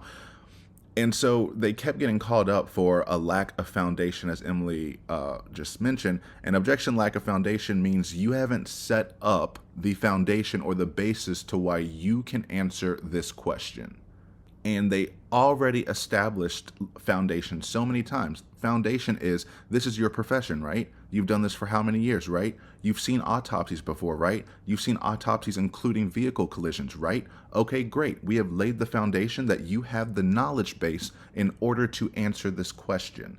And that with your experience, you analyzed the information you were given. The autopsy results, the crime scene photos, the x-rays, all of the things. So she should be able to easily answer this question, but it keeps getting objected to, and the judge keeps sustaining it, and I don't understand why either. I think she kept sustaining it because because Jackson is saying, did you do that in this case? Which he needs to say in order for her to opine about what happened in this case. And I believe Brennan is saying, well, she didn't do this in this case. Our coroner, Dr. Scoribellos, she did it, not you. So you can't say what happened in this case if you didn't do it yourself. I think that is a very weak argument, but I think that was enough for her to sustain. She was going to sustain it regardless. And that's why, another reason why she doesn't have grounds here. So they're not saying objection, lack of foundation. They're just saying objection. And then they approached, and then when they came back, Alan really set up the foundation even more. And we're like, why? We have gone through this for so long. And like Emily said, the judge got angry when people spend too much time giving background. You can't make her happy. The defense can't. The prosecution can do anything they want, and she's A-okay with it. The defense, you spend too long on a question, you spend too long on this or that, she's going to give you her opinion, tell you to move on, tell people, basically breathe into the mic. It's just so unprofessional and annoying and slanted and biased. And that's why I appreciate cameras, because then we get to see this. And now she gets to be held to that standard, or people are aware of her antics before even walking in her courtroom. I already know this going to be on some bull, so I just need to mind my P's and Q's. I need to be prepared for her to say no on everything. Oh, sorry, but the point I was making is, before trial started, Karen's lawyers asked if they can do objections with grounds, meaning objection, lack of foundation, objection, asked and answered, objection, hearsay, etc. That way, we have at least a base understanding of what is being objected to. She said no, so that she could pull shit like this. There's really no reason why you would say no to that unless you are intending to make your own calls and you don't give an F what they actually argue, which is consistent for her.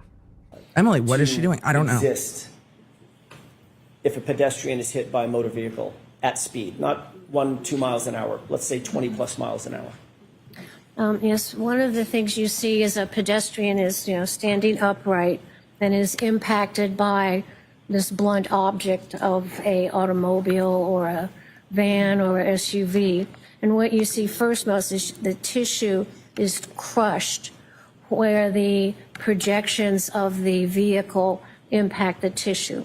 And when you crush the tissue, that gives you a bruise.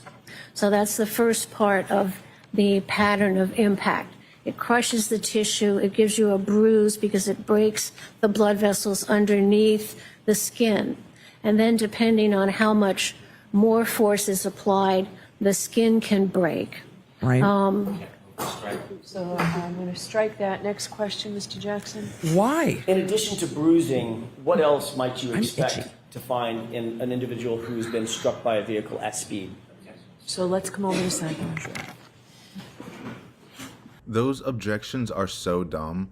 I believe he's objecting because she's coming too close to saying that's what happened in this case, and he wants her to only look at it in general and not to nail it down to anything specific.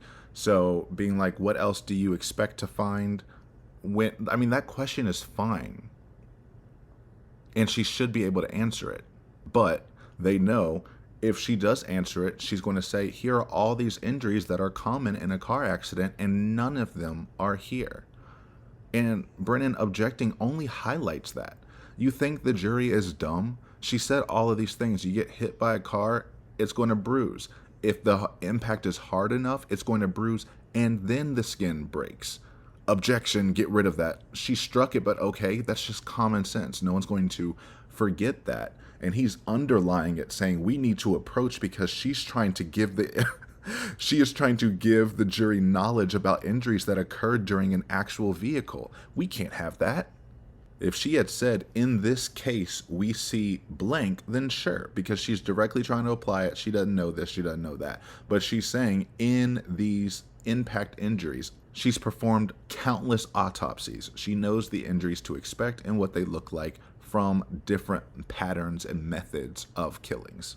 And they were never able to explain that, which is why they hid until the defense brought it out during the second trial, second to last witness for the first time, introducing x-rays of John O'Keefe's arm that show no hairline fractures, no broken bones, nothing. But anyway, straight out the gate, she is saying they didn't convince her of nothing. You didn't convince me a car crash happened. You didn't convince me she was at the scene. You didn't convince me those injuries came from a car. You didn't even convince me that the tests that you performed were valid. Meanwhile, every defense theory held up or could not be proven either way, disproven or proven factually, which is not normally how trials go. So what do you think happened to him? It's a theory, like conspiracy theory type of thing, because I think she maybe back up and touch him somehow. Maybe he lost his shoes in this movement and got upset, and then she left and she didn't saw him. And so either he got out of her way or something, and maybe he lost his shoes in this process. But in my opinion, he definitely went inside and something happened inside the house. Paula, you were getting emotional. What was going through your heart and mind after making that, tremendous decision? Yeah, so I was happy for Karen Reed and her family. Of course, I think justice was served, but see John O'Keefe's family leaving the courthouse was melt my heart. I'm a mother, and I saw her pain through all those days. And I just want to tell them it's not our fault that Karen Reed is not convicted, even if there's any chance she's guilty of something, of hurt him somehow. The Commonwealth and the investigators didn't do their jobs to prove that to us. So we couldn't charge her with anything. And I really, really hope there is a way for the case to be reopened and they can investigate again and find who actually did that to John. But you were emotional at the end. Yeah. Tell us about that. It was because I was sad for the family, because I feel like great for Karen Reed, but horrible for the family. He seemed to be a very nice guy, the story with his nephews and niece, and was alive. So I feel bad for them, and I really want them to get justice for John O'Keefe for real. Was it a poor investigation? In my opinion, yes. Too many flaws, too many holes that we couldn't fill in. No reports, so many things, videos with glitch. I don't know, felt a little not correct, not precise. I mean, they are police officers, they know what to do in investigation, and with too many pieces were missing. Zero lies detected, because yeah, nothing but holes, nothing but flawed skirting protocol here and there, no correct follow-up, affidavits with wrong times, all of these signatures, no chain of custody anywhere, using red Solo cups, leaf blowers, putting his clothes in the same evidence bag instead of giving them separate evidence bags, not turning his clothes over to be tested by their criminalists until 6 weeks after Michael Proctor has possession of it. Having reviewed your reports, can you testify to the jury about who it was that brought this evidence into the lab? So submission 7, all the items that are 7- was submitted by Trooper Michael Proctor. Were you aware of the date of the incident? Yes. And what was that date? January 29th, 2022. Were you aware that the clothing that you received was seized from the Good Samaritan Hospital that very day? No. What date was the clothing brought to your lab? March 14th, 2022. So that means that your chain of custody at the lab began on March 14th of 2022, correct? Yes. And would you agree with me that was about 6 weeks after the date of the incident, January 29th of 2022? Yes. And of course, you can't speak to the chain of custody from January 29th to March 14th of 2022, correct? Correct. And you have no information and do not know why Michael Proctor waited 6 weeks to bring this clothing to your lab, do you? Sustained. Do you know where Michael Proctor stored this clothing during that 6-week period? No. Do you know how often he was alone with access to the clothing during that 6-week period? Do you know if he had access to pieces of red or clear taillight during that 6-week period? Move on, Mr. Unbelievable.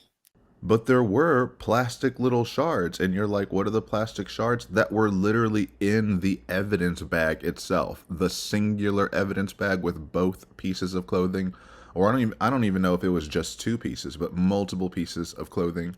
And they get on the stand and they tell you the proper protocol, and they're like, this is what we do, this is what we do. Did you do it here? And they'll look and say yes, and then you catch them in the lie, and they're like, well, that's just mistaken. And then when you corner them, it's, okay, then I guess we did make that little mistake. And then it happens again and again and again and again. Search warrants, I use that as a template. So I never caught it on the first one, and that's the reason those times are off on the other affidavits I wrote. So the first one was false, and then every single one after that was false too. There was just an incorrect transcription of time. An incorrect transcription of the time. Yes. It's not a typo. So you got the 4 wrong, you got the 1 wrong, and you got the 6 wrong. And those turned into 5 and 3. At this point, the jury's like, oh, okay, so you just what can we trust? Because it's not just one thing. It is so many things that just keep adding up.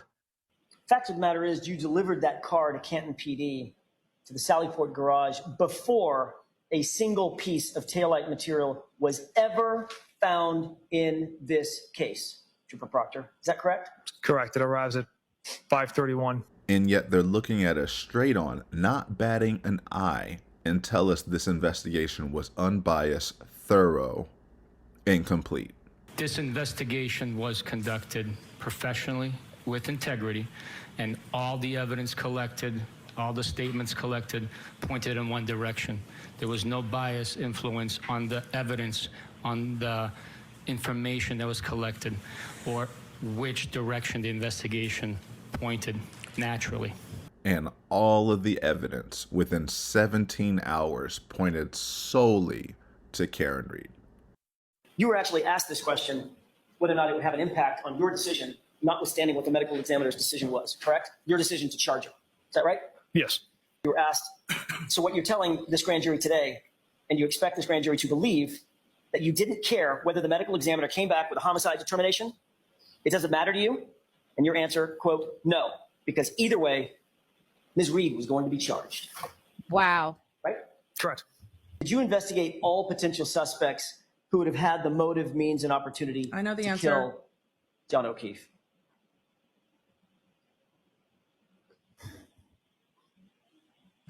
Why is there a pause? Yes, and that motive, means, factored in with the physical evidence, pointed directly at Miss Reed. There's no one else had any motive. Mr. O'Keefe never went inside Fairview Road. And you got all that, of course, from the Albertson case, right?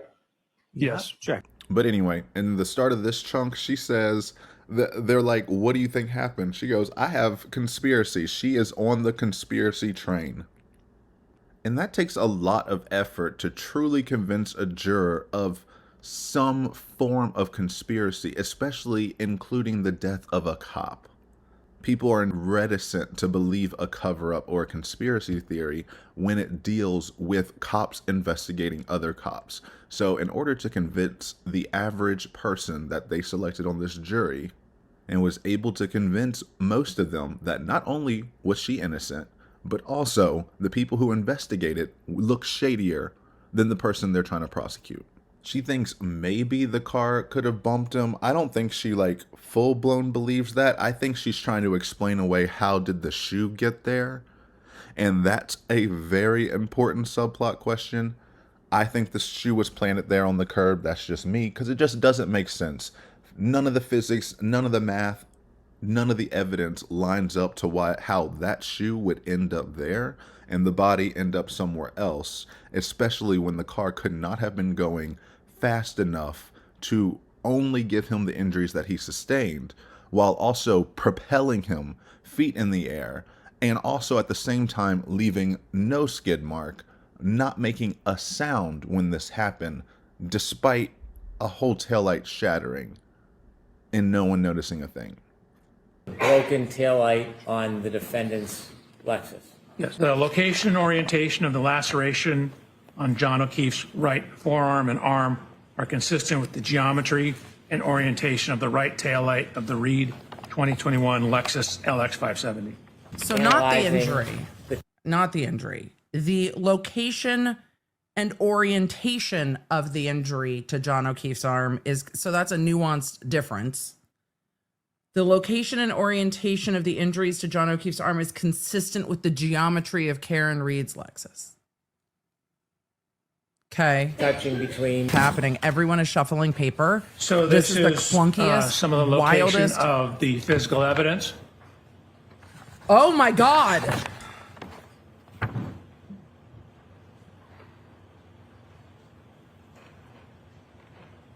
Red plastic, clear plastic. How? How do you know that this is where they are? How do you know that this is where they are? Because the sneaker was found literally on the pavement of the street, pushed up against, and I don't mean to imply someone pushed it up against there, but it was flat up against the curb in the photos. It was smack up against the curb.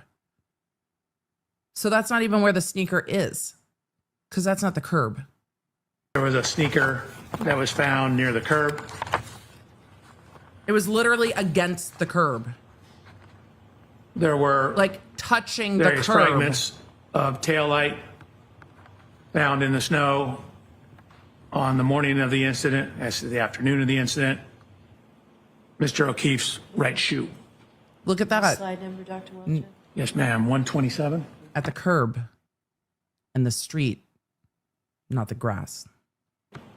The shoe is found, up against, in the roadway, up against the edge of the curb. Right. So on your last slide, Baseball hat. That's not where it was. Again, there was also red liquid identified. I believe they indicated to be blood in the snow. What? As well. And could you get it? So, yeah, that's gonna 100%. sustain that objection and strike the last part of it. I understand. So we don't need to come to side. You should modify the slide. The slide says blood found and John O'Keefe's hat at the scene.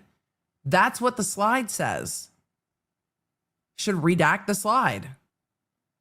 Because what is this expert even talking about?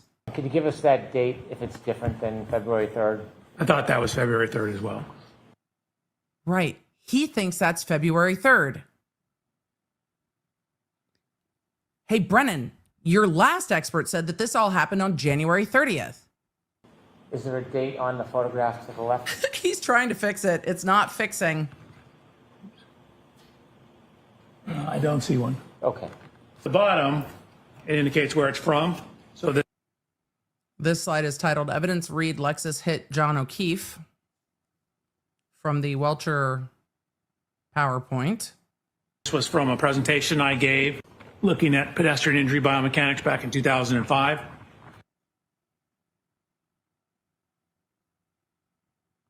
This is a slide from a presentation that you gave in 2005. And that's the company they paid over $300,000 to produce those results and that PowerPoint. So yeah, the truth is, believing that she hit him with a car is the actual conspiracy. That is to believe a conspiracy theory of we have to ignore what all the blatant, on its face, use your common sense to look at it, evidence tells you, and you have to buy what all of these people who have nothing but to gain from you believing this lie is that she did it. Okay. And then want to get mad at us for being mad at them for not believing the lie that they are mad at us for not believing. But she said he definitely went inside because it's the only logical explanation, and she thinks something happened inside. That's the other thing that always throws me with it. All of them are saying John O'Keefe was not inside the house, never inside the house, did not go inside the house. Nicole Albert. No, they never came into my home. Brian Albert. John O'Keefe and Karen Reed never entered my house. Brian Jr. No one else came into the house after them, no. Matt McCabe. I did not see anybody. Jennifer McCabe. John never came in the house. Brian Higgins. Absolutely not, no. And Caitlin Albert. No, neither of them ever came into the home. So adamant to defend that. And it makes it look more guilty because that's them under the belief of if he went into the house, obviously something bad happened or would have had to happen. There's no innocent explanation. If he did go into that house and then he's found dead in front of that same house, then they have to be connected. So that's the main hoax they want you to believe. The core of it is John O'Keefe did not go inside the house. If you believe that, then you have to find out an explanation. What else could have happened? Well, it had to be Karen. It had to be the car. Even though none of it actually pans out, it had to be her because he didn't go in the house. Why? Because 10 people are telling me he didn't. And that's the other thing. People in the house, I don't know if y'all are, unless y'all are huddled in the exact same area, but if y'all are dispersed throughout the house, how is everyone so confidently able to say that he never went in the house? I don't know if you've ever been to someone else's house for a party with individuals, not everyone that you know. Do you keep track of who's coming in and out? And can you say with certainty who came in and who didn't if you were not able to see the whole house in that time? Most people, I think, in the more innocent reply was, I never saw them in the house. I don't think he came in because I never saw him from where I was. And if you have everyone saying, I never saw him, then it's like, okay, he must not have been in there. But everyone is saying, no, he did not come into the house. That is different than saying, I did not see him in the house. And actually, Matt McCabe was the only one to frame it that way. And it's the only one that sounds the least forced or you need to believe me right now kind of feeling. They never came into my home. John O'Keefe and Karen Reed never entered my house. No one else came into the house after them, no. John never came in the house. No, neither of them ever came into the home. O'Keefe never went inside Fairview Road. John O'Keefe never entered the home at 34 Fairview Road in Canton the night he died. Matt McCabe. I did not see anybody. It just hits the ear different. Like one is an observation. I didn't see anyone. The other is an assertion. He never went inside the house. But okay. And then that moved on to she got emotional after the verdict because she felt so bad for the O'Keefe family. Because like we saw earlier, you could see John O'Keefe's brother put his head in his hands. I imagine his mom was crying, and I know they left very swiftly after the verdict. And the amplification of their heartache and pain, I do also blame the McAlberts and all those people for it because they have been so tightly entangled with them from moment one. It's like not even trying to give people space. It is very much, I need you on my side. So if I have this solid foundation and strong relationship and I've shown you how much I love you and how much I care for you, then you will believe the thesis statement crux of the whole hoax, which is he didn't go in the house. You have to believe us. We would tell you. You know how much we love you. We would absolutely tell you if he came in the house. He never did. And if he never did that, that means it has to be her. And if you believe that, which I think the O'Keefes do, or at least I believe the mother and the brother, I don't know about the dad. I don't know about the sister. I know the sister did the first trial, but I don't know her current feelings. But it is heartbreaking. There's no way that it's not, because there's no way to get justice for him. She says, I'd like the case reopened and relooked at it. Sorry, that's never going to happen, because that would require the district attorney to want to do that. And since he's directly tangled, and he entangled himself into this and implicated himself, that's why they needed this to go so much. That's why he's wasting over $1 million to retry this case. And it's all to clear the people who were in the house and the people who are connected to this case, rather than actually convicting Karen Reed. And that would have just been the bonus. Now that was a quiet one, but it's still good to hear from you, Linda. Well, you said you were first thinking manslaughter in the beginning. What changed your mind to not guilty? The process, as they show us that things don't connect to each other. The injuries don't connect with the tail light, the glitch on the video of the sailport, the missing part of the video of the ring light in John O'Keefe's house was too many coincidences to be, straight her fault. So the first trial, the jurors were deadlocked. They couldn't come up with a decision. Were you surprised that they brought this case again for a second time? That they prosecuted her for a second time? No, not surprised, because I have a law background from Brazil. I studied law. I worked a little bit as an attorney before I moved here, so I understand a little bit the system. I'm not surprised she was charged again. And we definitely didn't want to hang this jury. We were very positive that we're going to discuss everything as much as we can, because we don't want to. The amount of money spent on this trial made me very upset, and I'm sure made my fellow jurors upset too. Do you think she was framed? Hard to say. I didn't have a chance to look into the investigation outside the courtroom and everything that was said in the last trial. It's less than 24 hours since I started looking into those things. So I can't say she was framed, but maybe, I don't know. I don't know. Another horrible admission for the Commonwealth. Again, another juror. Do you think she was framed? Hard to say. That means a yes in my mind. Or at least, if it's not a no, that means you should have never brought it here.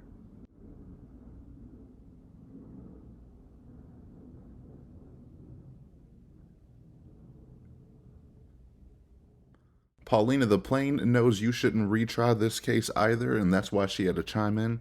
But surprisingly, she said she wasn't shocked that they retried her.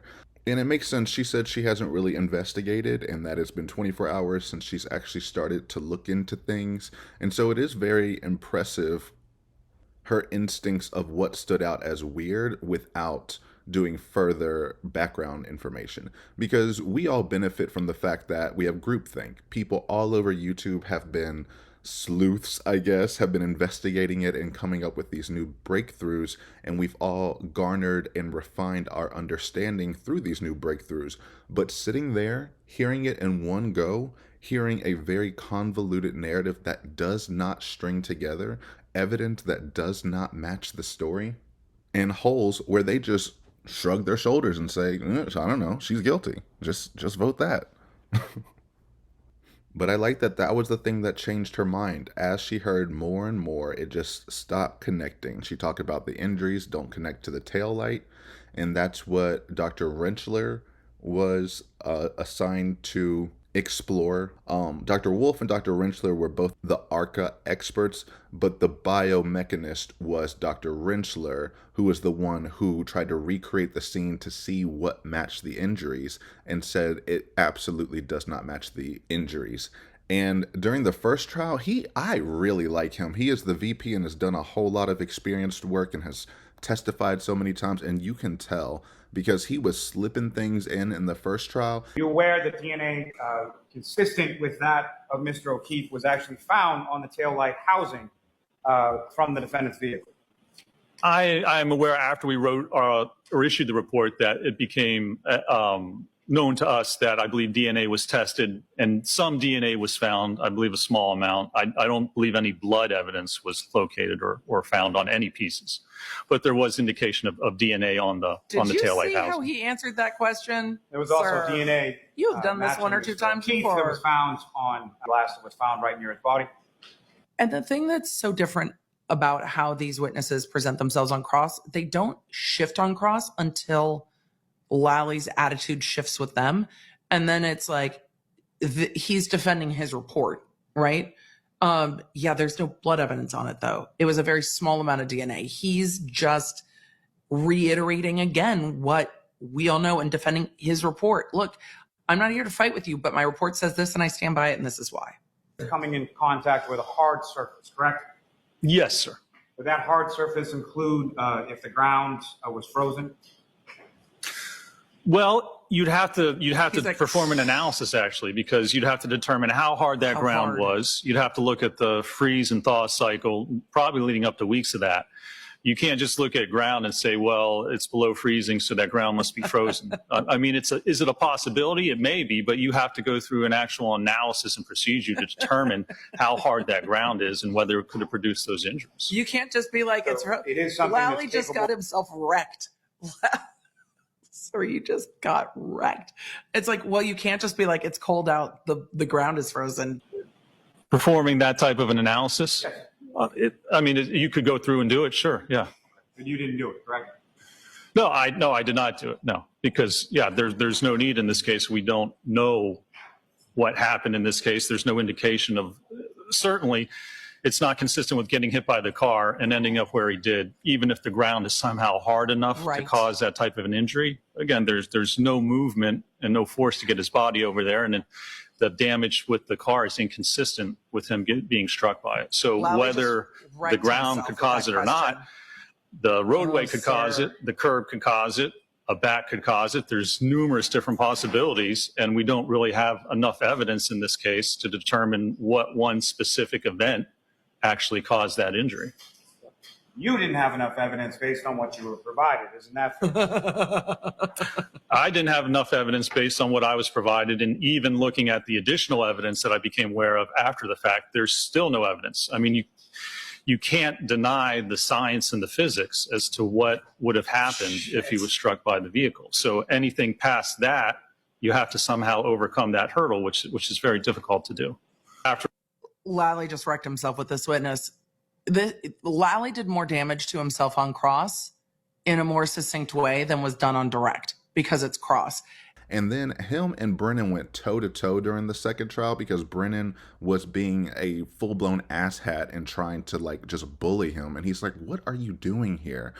Could a person get their foot caught on a curb, sneaker come off, and then stagger backwards and fall on their head? Objection, Your Honor.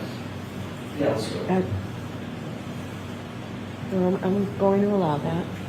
Which also, of course, she allowed that question. Of course, she allowed some random improper question of, couldn't this happen in some theoretical situation that I'm trying to directly tie to this, but won't let Dr. Lopesada explain, here are the injuries that occur during a vehicle collision that I have seen over countless autopsies. Can't ask that question that was directly relevant and her expertise. But you're going to let this little BS question that's only meant, it's not actually probative, it's only meant to try to undercut and not actually explore and not actually wanting the real answer. Every time I hear a prosecutor say, could it have been, I just like shiver. What are you talking about? Doctor? Can you answer that? I guess you could somehow predict or have a possibility of almost anything happening. You could say someone could get hit by a car and do a couple of somersaults into the yard. I mean, there's no evidence of that, so it's just supposition, but I won't say it's impossible. You think John O'Keefe did somersaults into the front yard of 34th Fairfield? Is that what you're telling us, Doctor? No, I don't think he even got hit by the car, sir. That's not what I'm asking you. I've heard that. I'm asking you. Yeah. Then don't ask a snarky question if you don't want a snarky response. That's exactly what you were asking. A hypothetical that anything could be possible. You could say a dragon came down and lifted him and put him there, right? Can you prove it didn't happen?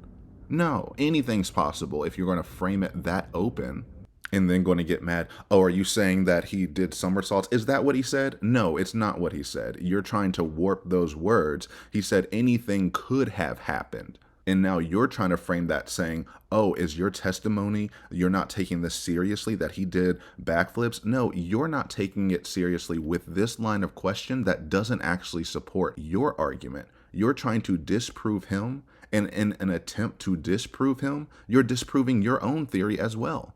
When you keep saying, could it have been this, could it have been this, could it have been this, when you're on cross-examination, and then you get on direct saying it was, well, are we focusing on the could be's or the was? Because he's focusing on the was. There was no collision, there was no evidence that showed this is possible. If you want to get into the imaginary could be realm, we can do that. And when we get in there, he could have been Simone Biles and done a triple double into the front yard. If we're just going to come up with hypotheticals, I can't stand that. Because he kept trying to pull him in and say, well, Did you do this test? Did you do that test? Did you test to see this and that? Have you seen crash tests with crash test dummies where there is a light string and somebody cuts the string moments before the impact or seconds before the impact? I have, yes. That wasn't done in this case, was it? Well, it wasn't necessary. Was that done in this case? It wasn't. I'll speak slower. And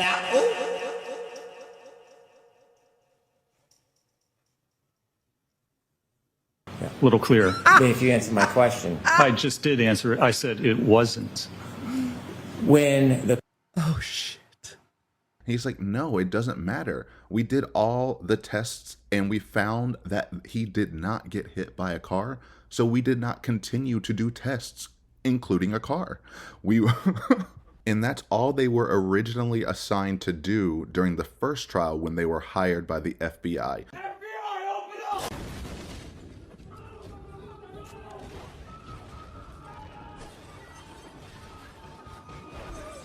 Just to see, hey, here are the facts that the Commonwealth is asserting. Can this happen the way that they said it happened? Both of those. She also talks about the missing Sallyport video, which absolutely, one, you're going to mess up on the search warrants and say that you claimed the car at 5:30 when you actually claimed it at 4:12, and that the car arrived at the Sallyport at 5:30. Search warrants, I use that as a template. So I never caught it on the first one, and that's the reason those times are off on the other affidavits I wrote. So the first one was false, and then every single one after that was false too. There was just an incorrect transcription of time. An incorrect transcription of the time. Yes. It's not a typo. So you got the 4 wrong, you got the 1 wrong, and you got the 6 wrong.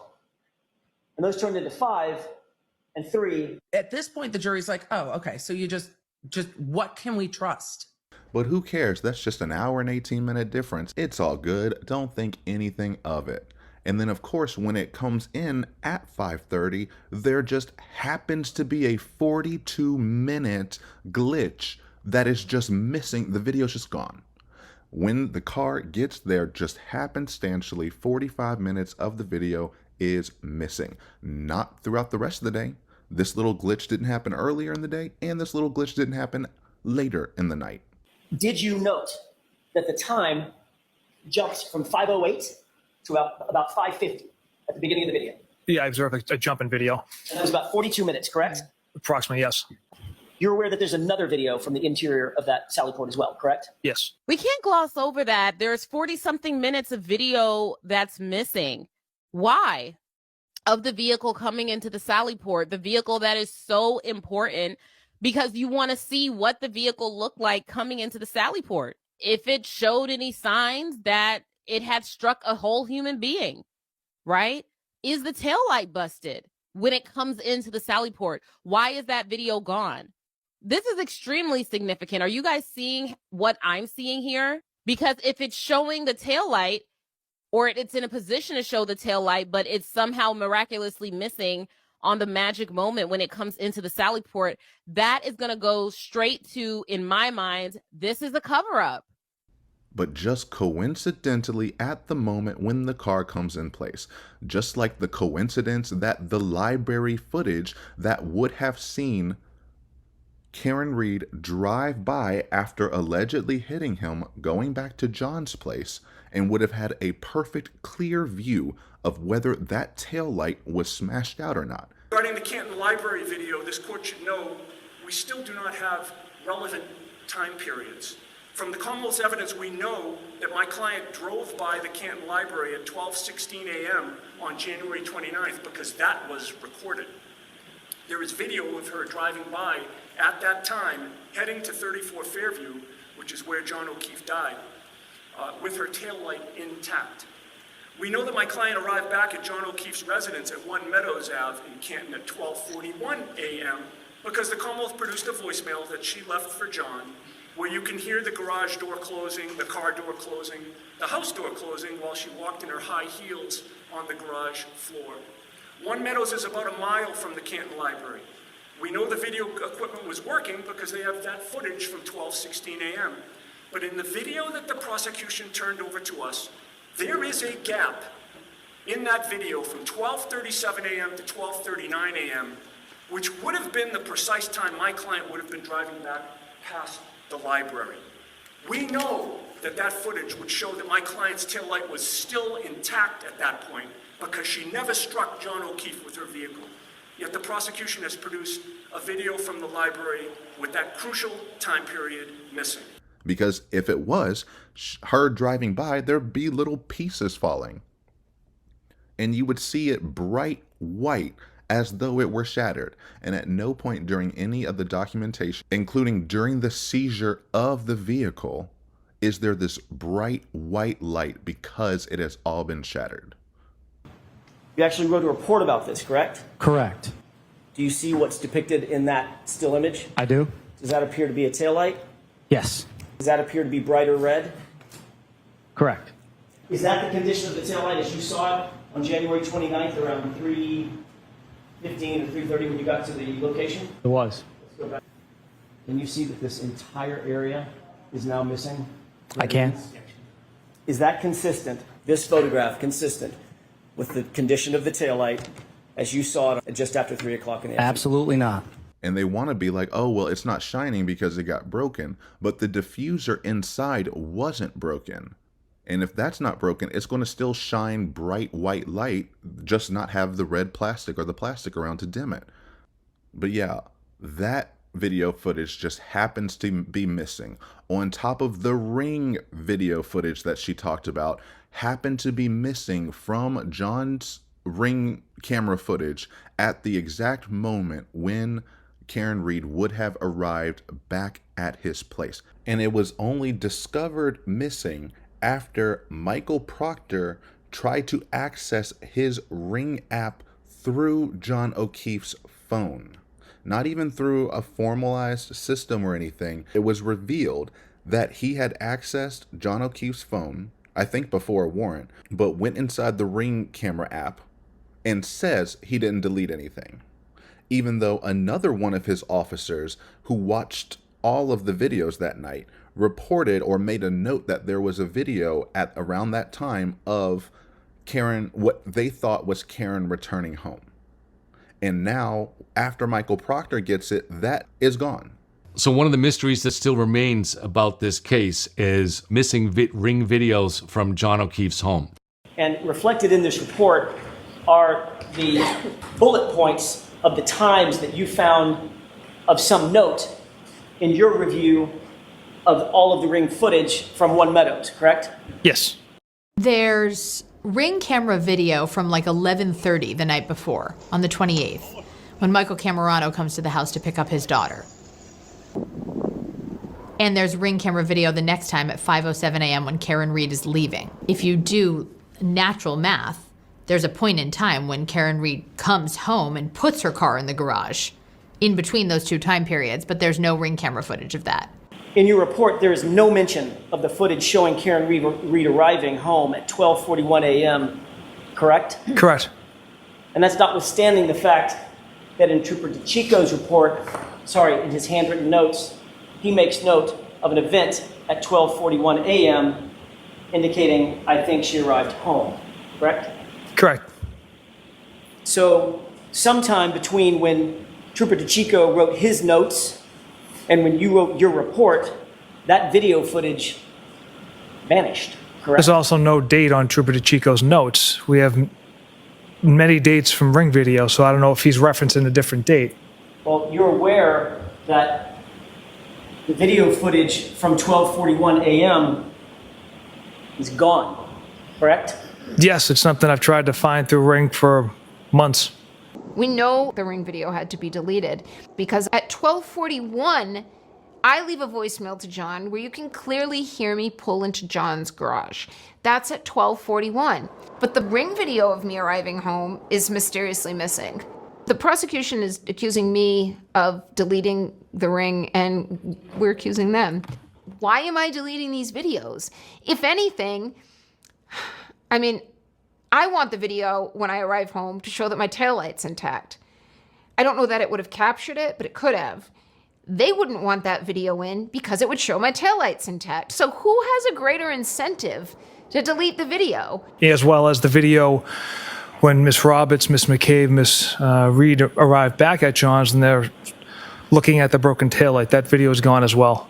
Which is another horrible admission. You think it's saying, oh, all this happened, so it's not me. I've been looking so diligently. And then in some respects, they want to frame it as, well, Karen must have deleted it because she's trying to cover her tracks.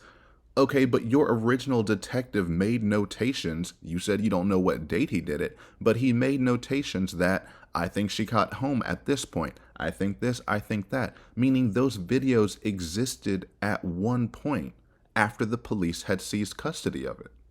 So she can't delete it after the police have taken custody of it. But one officer says these things exist, and then the lead investigator says, whoops, they're gone, can't get them. Been trying to contact Ring, they can't find them. Really? So they are so 100% sure and certain that she did it, despite all the video evidence that would have proved that being gone. How do you not doubt? I have doubts. Such doubts. Those coincidences, alleged coincidences. Because it's like when you have to force an answer to make it truthful, like when you have to come up with so many explanations, and then when the other side, the explanation just locks into place, odds are the easiest answer is the most correct. Does it make more sense that 4 or 5 different video clips just happenstantially vanished at the exact key moments that we need them, or they were intentionally deleted? Which one sounds more plausible? And we know that they're not against editing videos because they showed the inverted, reversed video of the Sally Port to try to say, oh, look, Michael Proctor didn't go near the right corner. The second video from the interior of the Sally Port is inverted, correct? Yes. You're now aware of that. I am. Did you recover that video? I did not. Who did? So the timestamp on the bottom was was reversed. I beg your pardon? Yeah, the timestamp on the bottom of it was it was backwards. Is it blue? So instead of reading left to right, it was right to left. Why would the timestamp on surveillance footage be backwards? Unless someone attempted to flip the image and didn't notice that the timestamp was down there and didn't think to crop it out. See, what's going to be in my mind is that that's what you so did. The video you saw had a timestamp that was inverted, correct? Yes. How about the video itself? No, from the video I saw, so I reviewed video yesterday to rewatch it, and the one that I watched had the correct angle. It wasn't reversed. The car was brought in, tow truck driver gets out. From the driver's side, it wasn't reversed. The only thing reversed on it was like a timestamp on the bottom. That's not normal. You have to be more specific. That the defense presented a piece of evidence? What piece? We inverted the video back to the correct? No, it's not. And that timestamp was inverted? I was not aware of that. When did you watch that that video? Just the other day. I was reviewing it. Mr. Jackson, we'll take our luncheon break. Okay, thank you. Why? No, I'm hooked. No, please. So we have the car that was seized with an hour and 18 minutes alone, it coming into the Sally Port, 42 minutes being missing.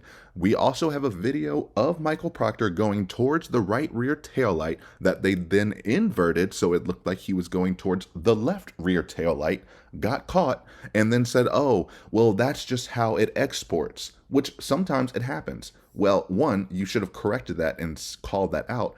2, how is it just happened to export that way, but the timestamp is oriented correctly? The timestamp had to be removed, video inverted, timestamp replaced, and then presented to the jury as though it were the correct orientation.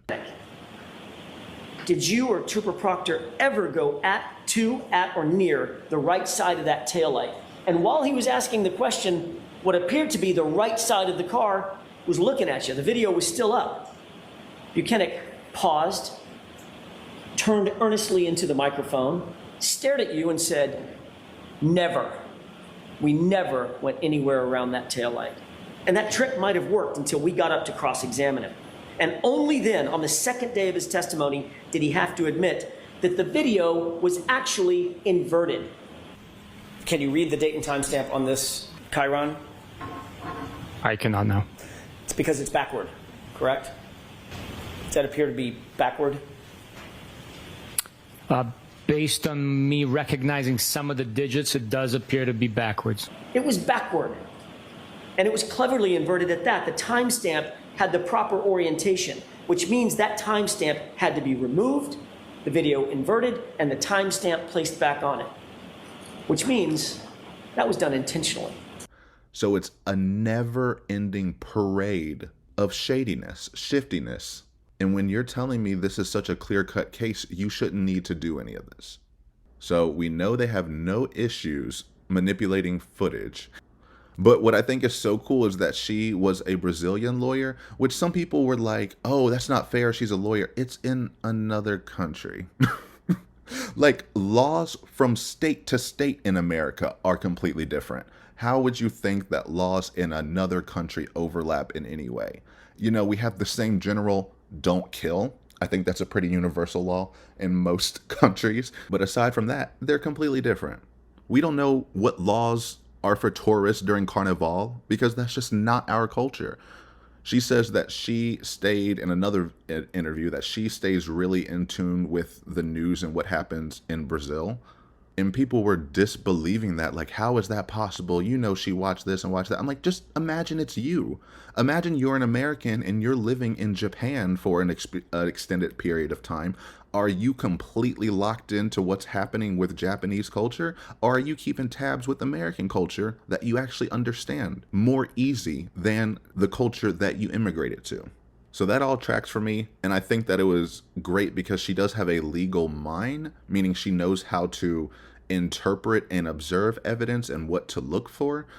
Because regardless of the country, a shitty investigation is a shitty investigation. And I'm glad someone like her was on the jury so that she could call that out and hold those standards, which I'm sure other jurors did the same, but we just know that that was also in the room. She said she knew that the last jury was deadlocked, so no matter what, they wanted to get a verdict, which is commendable because the last guy, like I said earlier, he felt like that they failed because they weren't able to come up to a consensus, which I don't blame them. I blame Judge Bev. And something I hadn't heard before, she was mad at how much money was spent on this trial, and we all are. Like, what are we doing? This is the most expensive DUI conviction, OUI conviction in American history. And even then, it seems like they didn't want to convict her of the DUI, but that there was enough evidence presented that they could, so they did. And that's why they asked the questions when they sent the 3 questions. And their question was so direct of, if we convict her of a lesser included, does that convict her of the whole charge? All right, so I received 3 questions from the jury. The first one is, they appeared on note cards, so that I don't know what order they came in, but this is the order I got them. This is the order I'm going to read them. What is the time frame for the OUI charge? Offense 002, Section 5, OUI at 12:45 or OUI at 5 a.m.? The second, are video clips of Karen's interviews evidence? How can we consider them? And the third, does convicting guilty on a subcharge, example offense 2, number 5, convict the overall charge? Because they wanted to completely avoid that, but definitely honed in saying we are basically only considering this one, and we want to make sure that if we convict her, that she's not going to get convicted of the whole thing. Because again, even the second jury form they were given was still confusing, slightly less confusing than the first one, still confusing. But whatever, moving on. Did you find it strange you didn't hear from the lead investigator, Michael Proctor? No, I didn't find it strange not hear from him, but I found strange not hear from Brian Albert and Brian Higgins, because the owner for the house and the person who exchanged text messages with Karen Reed a few days before John O'Keefe's death. So I think was weird not hear from them. Do you find it weird that the DA hasn't said anything at all about the case or the verdict? I mean, all he said was the jury has spoken, which you guys did, but Nothing else. I was surprised that they wanted the sentence right away. I'm not sure if they're going to appeal, what's going to happen. And again, I didn't have time to see what happened today through the day because I was out with my family. But I don't know, maybe they're just going to give up and reopen the investigation. At the beginning of deliberations, did some people think she was guilty? At the beginning of deliberation, I don't know. We decided not to vote, not to say what we really think, and instead go through witnesses and the videos and the paper, the clothes and everything. So I'm not sure what they thought. But when we got an agreement of what charges we would eliminate it one by one, and then we got to the verdict. Was it hard to focus, or, you know, with the pressure of the big crowds outside every day chanting? Like, how much pressure was that for you guys? I didn't see people outside until, I think Monday, because the way the bus brings us to the back of the courthouse, only if you look to your right and you see maybe some pink shirts or something, but I didn't know it was that big crowd like yesterday. And we couldn't hear anything. They covered the room so we couldn't see through the window. And through the whole process, I didn't hear anything inside the courtroom. None of us did. Correct me if I'm wrong, but it sounds like this wasn't that difficult for you guys to reach consensus here. Was it difficult to reach this decision or not really? Well, I can speak for myself. For me, it wasn't. For me, I had my opinion formed before we get in there. So some people might thought differently, so we had some discussions, of course, but I can't talk for other people. But it doesn't sound like it was very heated, and were people fighting, or was it? Yeah. No, there wasn't fight. We are a respectful group of people. We got along very well, and we listened to each other's opinion. I can't say much what happened inside the deliberation room. The judge told us not to talk about it, but of course, there were discussions of our opinions and the proofs, and let's look into this, look into that, until we got to a consensus. But nothing heated, no. Did you make much of her the videos that were played of her saying, well, maybe I might have clipped him, her almost admitting that, well, maybe something happened? Yeah, that's where I take my theory from. Since she woke up thinking, oh, maybe I hit him. So this idea comes from somewhere in her mind, right? So maybe when she back up, she hit something, the curb or him or something. I don't know. But definitely his injuries are not consistent with the tail light damage.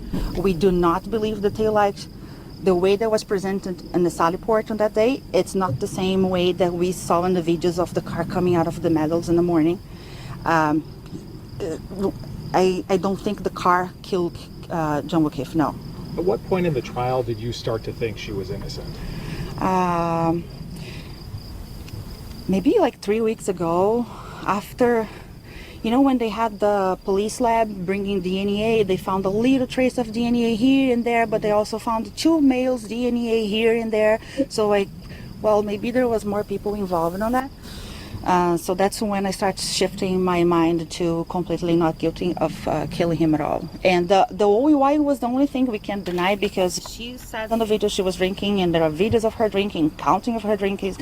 So we couldn't let that pass.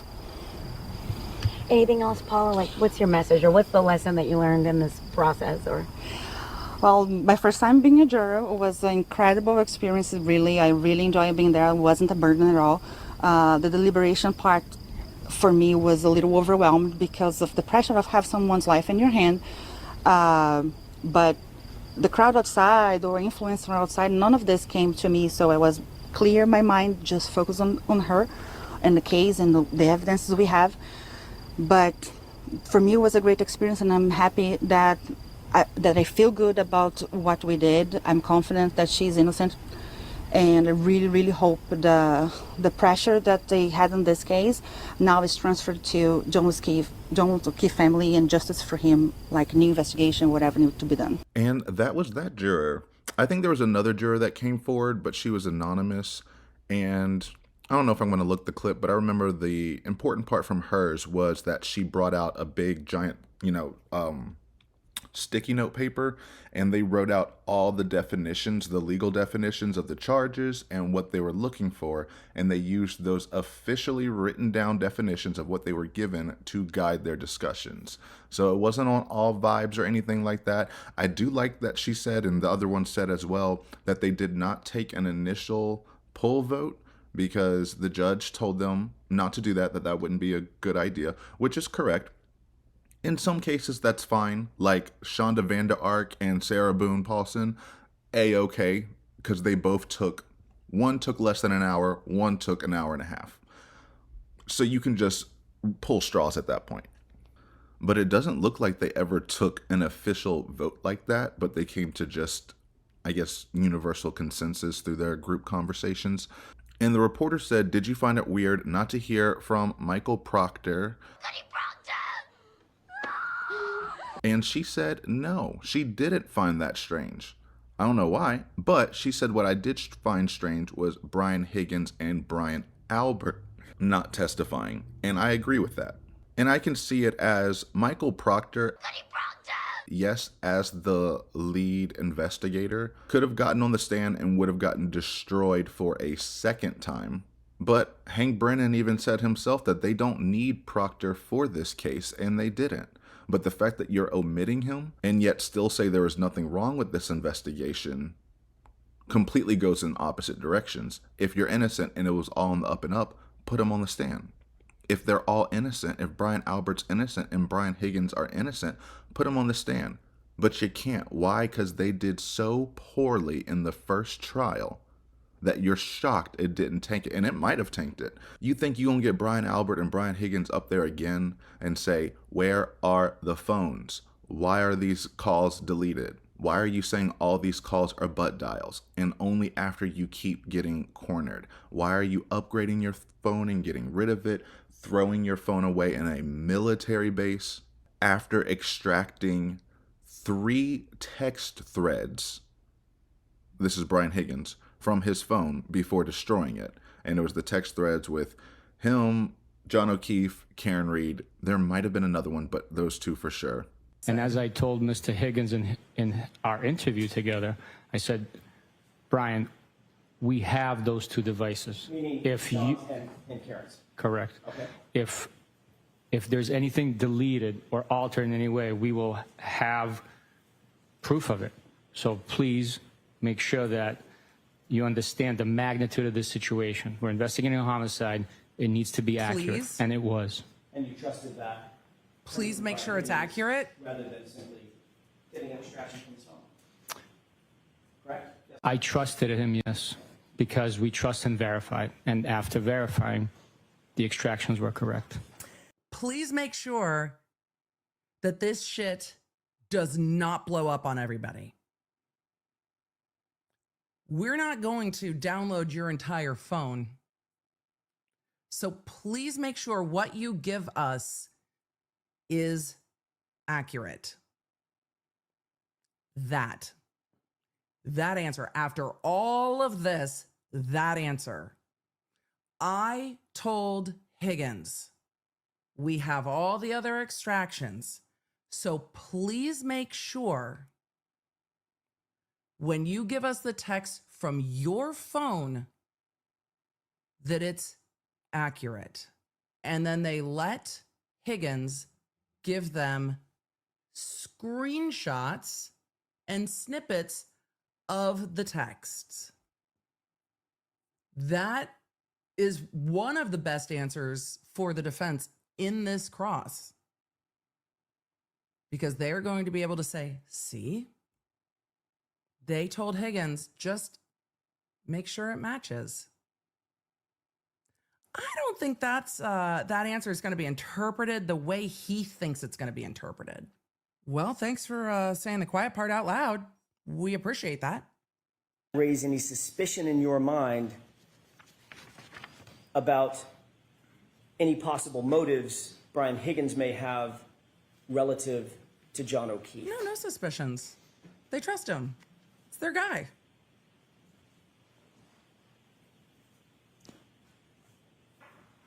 Suspicions of motives? Is that your question? Correct. No, the evidence spoke for itself. The honesty, cooperation of all the witnesses and corroborating, supporting facts spoke for themselves. So I was not suspicious of his motives. The conversation was documented over text message. Where are those? Spoke for itself. And they were just like, cool, great, we don't need to see your full phone. Thank you for sending us the texts. And Higgins' testimony was so bad that they had to pause it for his lawyer to come in just so they could say, hey, you're about to lie your ass off, so let's make sure that you say what you're supposed to say. If you just go and just stand next to your client, Mr. Jackson's going to make an offer of proof of a question he's about to ask your client, or a couple of questions he's about to ask your client. Doesn't make any sense to me that somebody has counsel and the counsel is not aware of a potential issue. Whether he is aware that under 5 CFR 2635.702, it is a federal offense to use any public office for his own private gain or for the gain of persons or organizations with which you are associated personally. In other words, an FBI agent or an ATF agent cannot use federal resources for personal gain. I'm not sure I'm going to let them in, but I wanted to give you the opportunity to speak privately with your client in the back room there. Can you do it in short order? Or do you need more time? I can do it in about 10 seconds. Okay. Because the reason we know that he destroyed it on a military base is because he had an FBI proffer, which is basically give us the information and be completely honest with us 100% and you can get some kind of immunity. So he got an FBI proffer, as all innocent people do, and he told them he destroyed his phone by taking out the SIM card, cutting it in half, putting the SIM card in one dumpster, putting the phone in another dumpster on a military base. Well, that information stayed on my phone. I just took those strings off and provided them to the Mass State Police. Right, so where's your phone? I do not have that phone anymore. You've destroyed that phone, haven't you? No, I threw the phone away. Well, that's destroying the phone, isn't it? I had every right to do that. I didn't ask you about your rights. I asked you what you did. Did you pull the SIM card out? Objection. Did you pull the SIM card out of your phone? Your Honor, to the best of my recollection, if I did take the SIM card out, I would when I threw it away, if I was going to take it out, I would break it or cut it. But I did not wipe the phone. I did not take anything else off it. But if I was going to throw the phone away, that's what I would have done.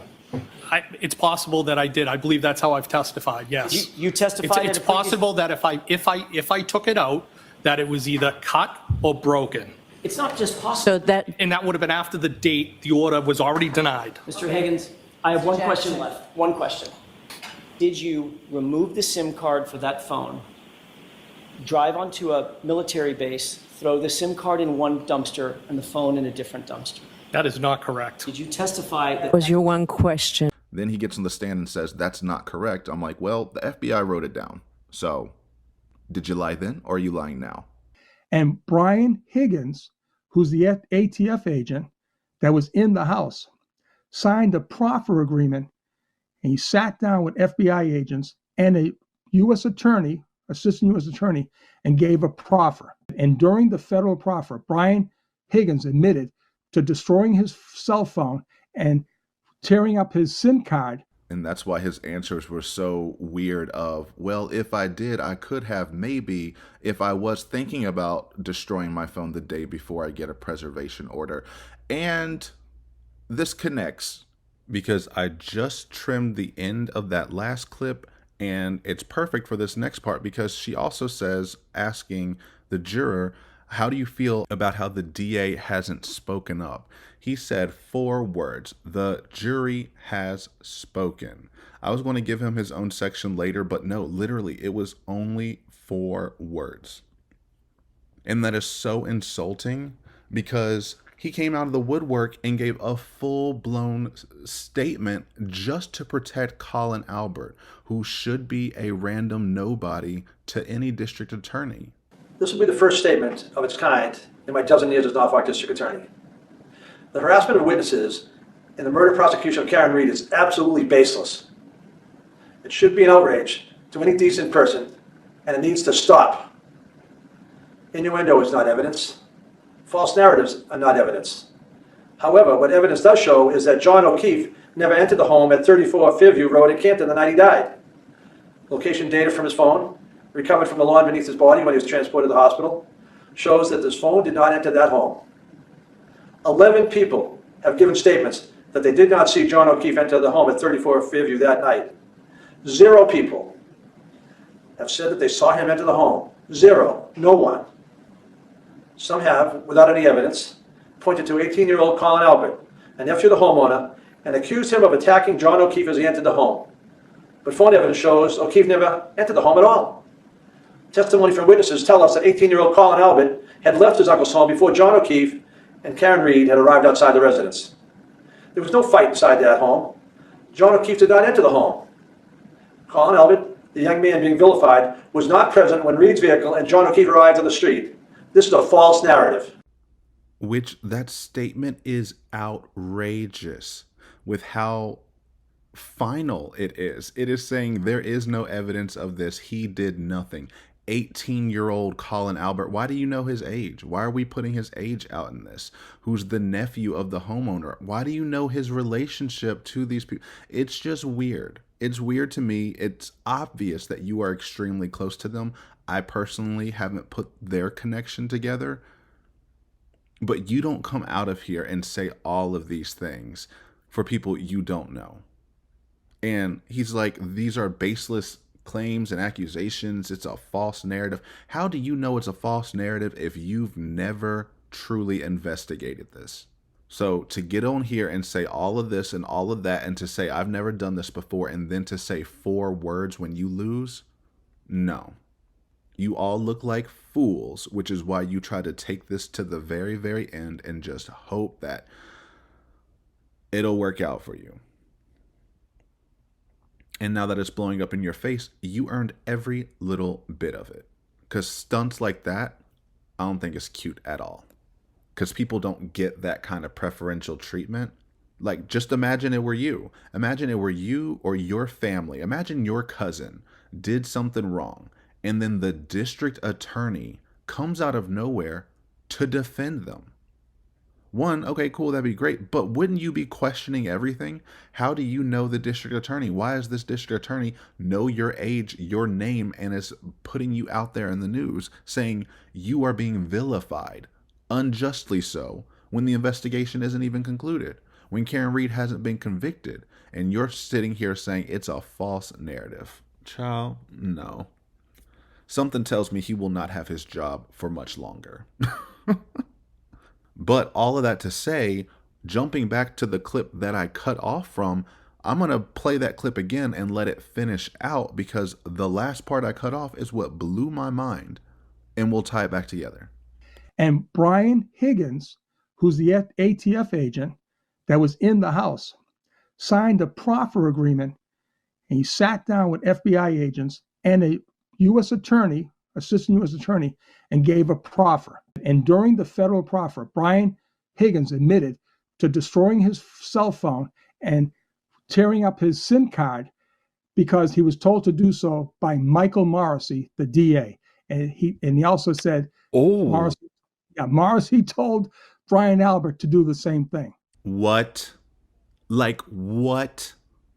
That's where that came from? I had no idea. Like, I knew when both Brian Higgins and Brian Albert got rid of their phones the day before they both individually received their preservation orders. I knew they got tipped off. I didn't know they got tipped off by the literal district attorney who said, I'm about to submit a preservation order.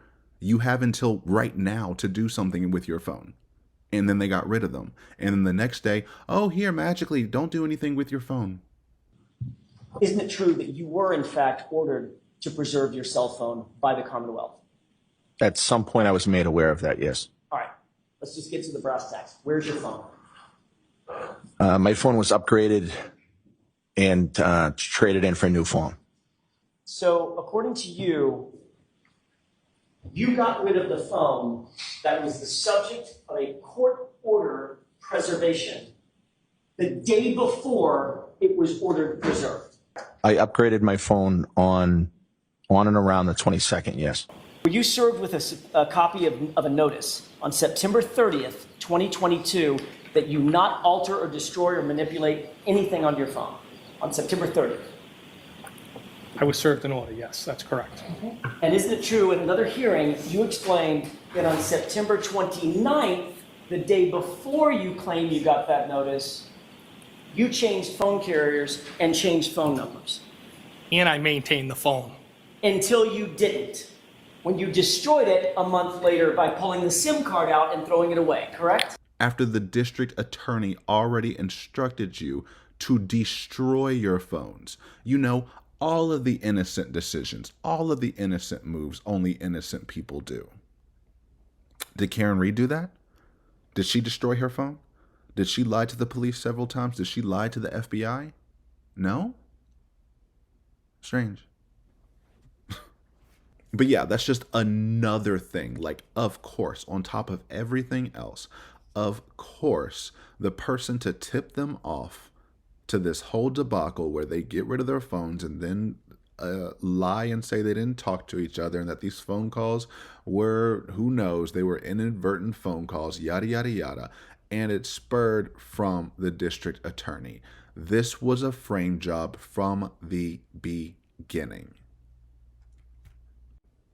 Okay, but now I'm just going to rip through these last few little points and then we're going to move on to the next section.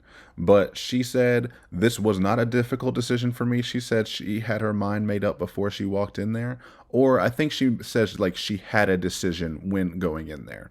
And I think she would have been open to being swayed if the evidence was persuasive enough, and it just wasn't.